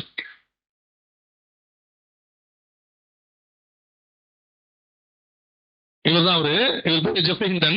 இவர் என்ன சொல்றாருன்னு கேட்டீங்கன்னா, அது என்ன சொல்றாரு பாருங்க, மிக மோசமான ஆபத்துகள் மனித உயிர்களுக்கு இந்த ஆர்டிபிஷியல் இன்டெலிஜென்ஸ் ஏற்படுத்த போகுது அப்படின்னு சொல்றாரு. மிக மோசமான விளைவுகளை இது ஏற்படுத்த போது. இப்போ ஒரு மிகப்பெரிய நிறுவனத்தினுடைய சிஇஓ அவங்க சொல்லியிருக்கிறாங்க, 2030 மனுஷன் கிராஸ் பண்ணும்போது மிகப்பெரிய ஆபத்தை சந்திக்க போகிறான் உலக மக்கள், மனித சமுதாயமே. என்னன்னு கேட்டா, எதிர்பார்த்ததை விட அதிகமாக ஆர்டிபிஷியல் இன்டெலிஜென்ஸ் என்ன செய்யுது? உலகத்தை ஆளுகை செய்ய தொடங்குது. அதுவே யோசிக்குது, அதுவே செய்யுது. உங்களுக்கு மனுஷனுக்கு கீழ்ப்படியாத இடத்துக்கு அது போயிட்டு இருக்குது. எப்படின்னா, அது எப்படிங்க புரியலையே அப்படின்னீங்கன்னா, ஒரு உதாரணத்துக்கு சொல்றேன். இப்ப நீங்க ரோபோட் பாக்குறீங்க, அதுக்கு வந்து என்ன பண்றாங்க? செயற்கை நுண்ணறிவு கொடுக்குறாங்க. இப்போ ஆர்டிபிஷியல் கை, ஆர்டிபிஷியல் காலு, ஆர்டிபிஷியல் தோல் உருவாக்குற மாதிரி ஆர்டிபிஷியல் பிரெயின் மாதிரி ஒன்று உருவாக்குறாங்க. சிபியூ மாதிரி, கம்ப்யூட்டர்ல பாத்தீங்கன்னா சிபியூ இருக்கும்ல, அந்த மாதிரி. இப்போ அதுல என்ன பண்ணுவீங்கன்னா, நீங்க டேட்டாஸ் போடுவீங்க இல்லையா? 2 GB 1 GB டேட்டா போடுறீங்க, 250 GB 1 TB இப்படிலாம் சொல்லுவாங்க. இப்போ அதுக்கு என்ன பண்ணிருக்காங்கன்னா, மொத்த டேட்டாஸையும் கிட்டத்தட்ட 3 ட்ரில்லியன் டேட்டாக்கு மேல ஏற்றி வைக்கிறாங்க. அவ்வளவு ஸ்டஃப் அதுக்குள்ள இருக்கு. உங்களுக்குள்ள எனக்குள்ள அவ்வளவு இருக்காது. இப்ப நமக்கு மூளை இருக்கு, நம்ம மூளை நம்ம 12% தான் யூஸ் பண்றோம். மொத்தமே எவ்வளவு? இல்ல, நல்லா யூஸ் பண்றவங்க சொல்றேன். நீங்க ஆச்சரியமா பாக்குறீங்க, 12 நாங்க அவ்வளவு யூஸ் பண்ணலையே, நீங்க எங்களை பார்த்து அந்த மாதிரிலாம் சொல்றேன் அப்படிங்களா? இல்ல, சிலர்லாம் புதுசாவே வச்சிருக்காங்க, விட்டுருங்க. நான் சொல்றது நான் நல்லா யூஸ் பண்றாங்க. இப்ப ஆல்பர்ட் ஐன்ஸ்டீன் ஆட்கள் சயின்டிஸ்ட்ல என்ன பண்றாங்க, 12% மூலம் என்ன செய்யறாங்களா? யூஸ் பண்றாங்களா? அந்த 12% யூஸ் பண்றதுல கூட நம்ம படிச்ச எல்லாம் நமக்கு என்ன இருக்காது? ஞாபகத்துல இருக்காது. ஏதோ முக்கியமான விஷயங்கள் ஞாபகத்துல இருக்கும். ஆனா இதுக்கு எப்படின்னா 100% எல்லாமே ஞாபகத்துல இருக்கும். அதோட ஸ்பீடுக்கு கேட்ட உடனே சொல்லும். இப்போ அந்த ஆர்டிபிஷியல் இன்டெலிஜென்ஸ் என்ன செய்யுதுன்னா, அதுவே எல்லாத்தையும் ரீகால் பண்ணி செய்யற இடத்துக்கு வந்திருக்கு. ஈஸியா புரியறதுக்காக சொல்றேன். இப்போ யோசிச்சு பாருங்க, ஒரு 3000 10 லட்சம் மனுஷனுடைய மூளை ஒரு ஆளுகிட்ட இருந்தா எப்படி இருக்கும்? அந்த மாதிரி அது இருக்கு. இப்போ அது இன்னும் டேட்டா சேர்த்துக்கிட்டே இருக்கிறாங்க. ஆக ஆக இப்ப ஏஜிஐன்னு வந்திருக்கு, ஆர்டிபிஷியல் ஜெனரல் இன்டெலிஜென்ஸ். அது அதை விட மோசம். இப்போ அவங்க சொல்றாங்க 2030க்குள்ள மனுஷனை அது ஆளுகை செய்யும், மனுஷனை அது கண்ட்ரோல் பண்ணும். அந்த இடத்துக்கு தான் இது போக போகுது. டேஞ்சர், ஆபத்துன்னு சொல்றாங்க. இங்க பாருங்க, கிட்டத்தட்ட 850 பெரு ஆட்கள், உலகத்துல உள்ள முக்கியமான 850 பேர் சைன் பண்ணி தலைவர்களுக்கு அனுப்பியிருக்காங்க. இது வேணாம், நிறுத்துங்க, இது உலகத்தை அழிக்க போகுது, மிக மோசமான ரிசல்ட்டை ஏற்படுத்தும், வேணான்னு சொல்லி எழுதி கொடுத்துருக்காங்க. ஆனா என்ன சொல்றாங்கன்னா, இதை நிறுத்த முடியாதுன்னு சொல்றாங்க. ஆல்ரெடி இது என்ன ஆயிடுச்சு, கையை விட்டு போயிடுச்சு. யார் யாரோ பல கம்பெனிகள் இதை தயாரிக்கிறாங்க, பல பேர் இதை யூஸ் பண்றாங்க. இனி இதை தடுத்து நிறுத்தவே முடியாது. இப்போ வேற வழி இல்லாம என்ன செய்யணும்னா, இப்போ ஒரு புதுசா ஒன்று சொல்லியிருக்காரு இந்த கண்டுபிடிச்சவரு. என்ன சொல்றாரு? சரி ஒண்ணு செய்யுங்க, அது இப்போ ஆக்ரோஷமா ஆயிடுச்சு, அதுக்கு நீங்க அன்பை சொல்லி கொடுங்க, அதை ஒரு தாய் பாசத்துக்கு கொண்டாங்க. எந்த தாயின் வேற தெரியல இப்ப எனக்கு. அதுதான் ஏன்னு சொன்னா, ஒரு 30 வருஷத்துக்கு முன்னாடி இந்த தாய் இருந்த பாசத்துக்கும் இப்ப இருக்கிற தாய் பாசத்துக்கு என்ன இருக்குது? ரொம்ப வித்தியாசம் இருக்கு. அப்ப இருக்க தாய் பாசம்லாம் எப்படி இருந்துச்சுன்னா, தோசை வேணுமான்னு கேட்கணும். இப்ப இருக்க தாயெல்லாம் போதுமான்னு கேட்கற இடத்துக்கு வந்துருச்சு. அதனால தாய் பாசத்தை எந்த தாயின் வேற இப்ப நம்ம கண்டுபிடிக்கிறது வேண்டி இருக்கு. மத தெரசனா பரவாயில்ல ஒத்துக்கலாம். இப்ப இருக்கிறதுலாம் எங்க இருக்கு, தெரசா எங்க இருக்கு? இப்ப எந்த தாய் பாசத்தை கொண்டு ஊட்டுறது? அதுக்கு நமக்கு எக்ஸாம்பிளுக்கே ஆள் இல்லையா? இப்ப என்ன ஆயிடுச்சுன்னு கேட்டீங்கன்னா, அவர் சொல்றாரு தாய் பாசத்தை அதுக்கு சொல்லி கொடுத்து அந்த ஆர்டிபிஷியல் இன்டெலிஜென்ஸை அன்பா மாத்துங்கன்றாரு. முதல்ல ஏன்டா கண்டுபிடிச்சீங்க? இது எப்படி இருக்குன்னா, செய்யறதெல்லாம் செஞ்சு விட்டு இப்ப போய் என்ன செய்யுங்க, அன்பா மாத்துங்களா. கூட இருக்கிறதே அன்பா மாத்த முடியல நம்மளால. ஆர்டிபிஷியல் இன்டெலிஜென்ஸ் போய் எங்க அன்பா மாத்துறது? அதெல்லாம் ஒன்னும் ஆகிற காரியம்லாம் இல்ல. வேதம் சொன்னபடி வெளிப்படுத்தல் 13:15 100% நம் கண்களுக்கு முன்பாக என்ன ஆயிருச்சு, நிறைவேறி விட்டது. மேலும் பேசத்தக்கதாகவும் தன்னை வணங்காத யாவரையும் கொலை செய்யத்தக்கதாகவும் 100% the worst அடுத்த 10 வருஷம் சொல்றாங்க. எல்லாருமே சொல்றாங்க 2030 வெரி ஒஸ்டாக இருக்கும். டெக்னாலஜி வைஸ் மிக மோசமான இடத்துக்கு நம்ம போயிட்டு இருக்கிறோம். இந்த ஏஜிஐன்னு சொல்லக்கூடிய ஆர்டிபிஷியல் ஜெனரல் இன்சூரன்ஸ் என்ன செய்யணும், ஆர்டிபிஷியல் இன்டெலிஜென்ஸ் சொல்றது எந்த அளவுக்கு போகும் தெரியாது. ரொம்ப கேர்ஃபுல்லா இருங்க, நீங்க என்ன பண்ண போறீங்கன்னு தெரியாதுன்னு நிறைய பேர் சொல்றாங்க. ஆனாலும் நமக்கு எந்த விதமான பயமும் இல்லை, நம்ம அதை பத்தி தெரிஞ்சுக்கவும் இல்லை. இப்ப நீங்க என்ன நினைக்கிறீங்க, நான் தெரிஞ்சாதானே பிரச்சனை, ஏதோ ஒண்ணு வந்துட்டு போட்டுமே அப்படின்னு. ஆனா இதெல்லாம் எங்க பைபிள்ல உள்ள விஷயம். யோசிச்சு பாருங்க, 2000 வருஷத்துக்கு முன்னாடி பத்மு தீவுல யோவானுக்கு கர்த்தர் சொல்றாரு, சிலை பார்க்கும், பேசும், தன்னை வணங்காத யாவரையும் கொலை செய்யும். அதுவே அதற்கு ஆவியை கொடுக்கும்படி சத்துவம் கொடுக்கப்பட்டது, கொடுத்தாச்சு. Total world. இப்ப என்ன, எந்த ஒரு சயின்டிஸ்டை நீங்க எடுத்தீங்கனாலும், இல்ல எந்த ஒரு பெரிய ஆட்கள்கிட்ட பேசினீங்கனாலும், எலான் மாஸ்க்ல இருந்து நான் சொல்றேன், அவங்களா இருக்கட்டும், இந்த ஜெஃப்ரி ஹில்டனா இருக்கட்டும், இல்ல 850 பேர் எழுதி கொடுத்துருக்காங்களே இவங்களா இருக்கட்டும், எல்லாருமே 2030 ஒரு பெஞ்ச் மார்க்கா வைக்கிறாங்க. அடுத்த வருஷம், அடுத்த 5 வருஷம் வெரி ஒஸ்டான காலத்தை நம்ம பார்க்க போறோம். டெக்னாலஜியில மத்ததையும் அது நாளைக்கு பார்க்கலாம். டெக்னாலஜி வைஸ் நான் சொல்றேன், அறிவு பெருக்கத்தை சொல்றேன். வெரி ஒஸ்டான இடத்தை நம்ம பார்க்க போகிறோம். நம்ம அதுக்கு ரெடி ஆகணும். என்ன செய்ய போறோம், இன்னும் நம்ம உலகம் ரெடி ஆகல அப்படின்றாங்க. ஆனால் இது எல்லாமே நம்முடைய ஆண்டவர் ஏற்கனவே சொல்லி வச்ச விஷயங்கள் தான் நடந்துகிட்டு இருக்கு. அதை தாண்டி வேற ஒண்ணுமே நடக்கல. இதெல்லாம் ஆண்டவர் நமக்கு எழுதி கொடுத்திருக்கிறார். இதை தாண்டி இன்னும் எழுதியிருக்கிறார். நீங்க வீட்டுல போய் படிங்க, நீங்க அப்புறமா வீட்டுல போய் இந்த விஷயத்த வாசிங்க. இல்லைன்னா இப்பயே வாசிங்களேன். அதை மட்டும் சொல்லிட்டு நான் முடிச்சிடறேன், வாசிங்க. யோவேல் தீர்க்கதரிசன புஸ்தகம் 2ஆம் அதிகாரம். யோவேல் புஸ்தகம் 2ஆம் அதிகாரத்துல அந்த 9-10 வசனங்கள் வாசிங்க. 8-9 வாசிங்க. ஒன்றை ஒன்று நெருக்காது. ம் ம்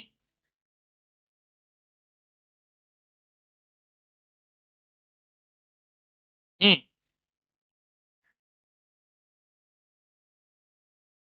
ம் இது யோவேல் புஸ்தகத்துல கரெக்டா வருகைக்கு முந்தின இடத்துல இருக்கு. 10வது வசனத்துல இருக்கு, 16வது வசனத்துல வருகை நடக்குது. மணவாளன் தன் அறையையும் மணவாட்டி தன் மறைவையும் விட்டு. இது என்னது, இந்த சம்பவம் எதை பத்தி சொல்லப்பட்டிருக்கு, என்ன காரியங்களை குறிக்குது அப்படின்னு கேட்டீங்கன்னா, இது இன்னைக்கு உள்ளதான ஆர்டிபிஷியல் இன்டெலிஜென்ஸோட இயங்கக்கூடியதான ஒரு ட்ரோன் டெக்னாலஜி. அங்க அந்த வசனம் சொல்லுது பாருங்க, பட்டணம் எங்கும் செல்லும், மதில் மேல் ஓடும், வீடுகள் மேல் ஏறும், பலகனி வழியாய் திருடனை போல் நுழையும். இங்க பாருங்க, இது சொல்லப்படுறது இங்க இருக்கு பாருங்க. இது சமீபத்துல கொண்டு வரப்பட்ட இதுக்கு அட்வான்ஸ் வந்துருச்சு. இதோடைய அட்வான்ஸ் என்ன அப்படின்னு சொல்லி கேட்டீங்கன்னு சொன்னா, அதுவே உங்களுடைய இப்ப ஒரு உதாரணத்துக்கு நான் சொல்றேன், ஒரு உதாரணம், உங்க போன் நம்பரோ அல்லது உங்களுடைய ஒரு ஐடியோ கிடைக்குதுன்னு வச்சுக்கோங்களேன். உங்க போட்டோவை அது ஃபோக்கஸ் பண்ணும், அது எடுத்துக்கும். போட்டோ ஐடி எடுக்கும். நம்ம போட்டோ கொடுக்குறோம்ல, நிறைய இடத்துல ஐடி கொடுக்குறோம்ல, அந்த போட்டோவை அதுவே எடுத்துக்கும். உங்க பாரு எடுக்குது பாருங்க, அதுவே ஸ்கேன் பண்ணும் ஃபேஸ, உங்க கண்ணு கருவிழிய முகத்தை ஸ்கேன் பண்ணும். ஸ்கேன் பண்ணிட்டு அதுவே என்ன செய்யும் கேட்டீங்கன்னா, ஆளை தேடி வந்து கொள்ளும்.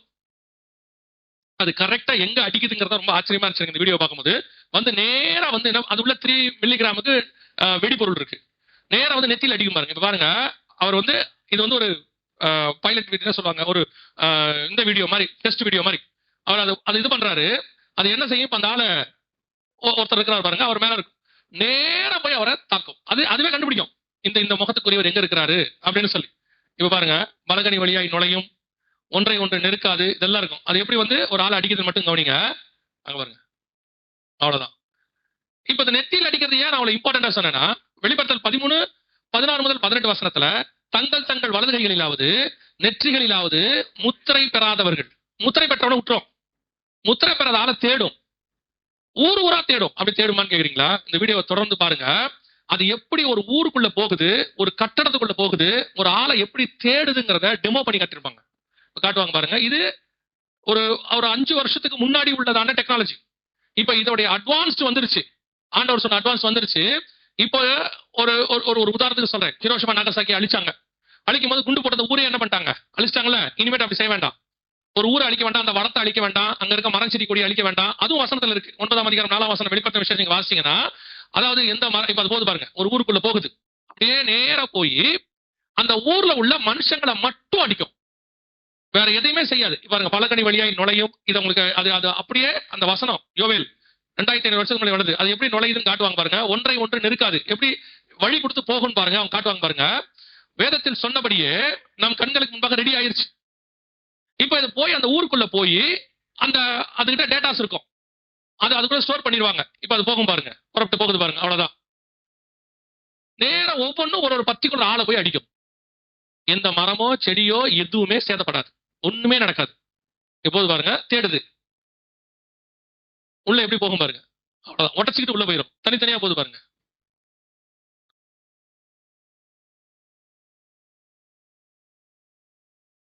இதுக்கு பேர் அட்டானமஸ் வெப்பன் அப்படிம்பாங்க. அட்டானமஸ் வெப்பன்னா சுயாட்சி அல்ல தன்னாட்சி, தனக்குத்தானே செயல்படக்கூடியதான ஆயுதம் இது. இது யாரும் இதை என்ன பண்ண வேணாம், எதுவுமே செய்ய வேண்டாம். இது ஆர்டிபிஷியல் இன்டெலிஜென்ஸ் சொல்லுது, தனக்குத்தானே இது ஒரு அட்டானமஸ் வெப்பன்.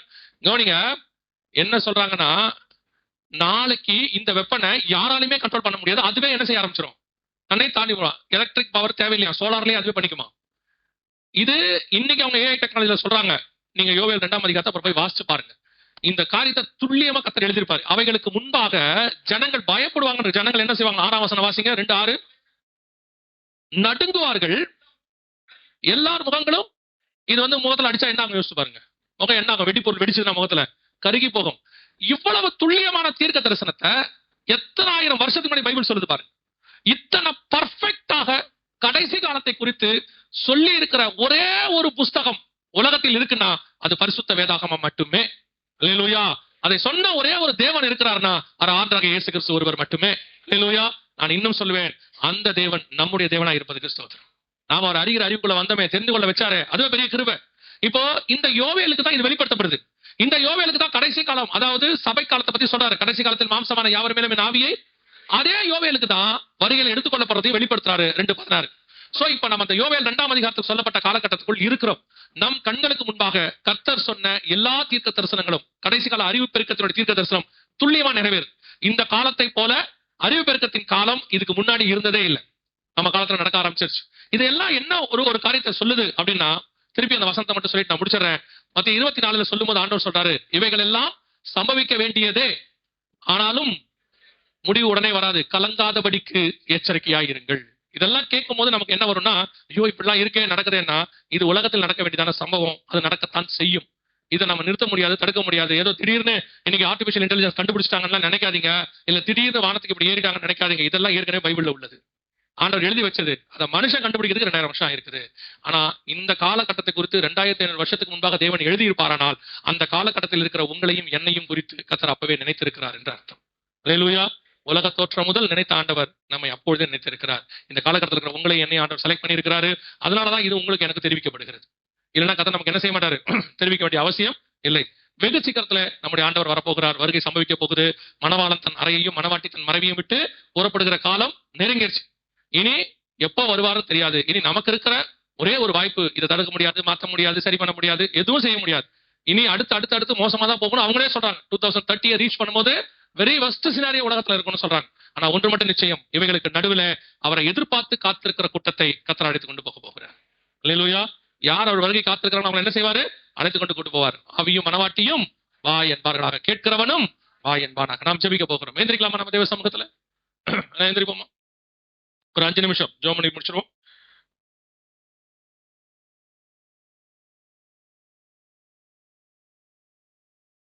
கண்களை மூடுவோம்.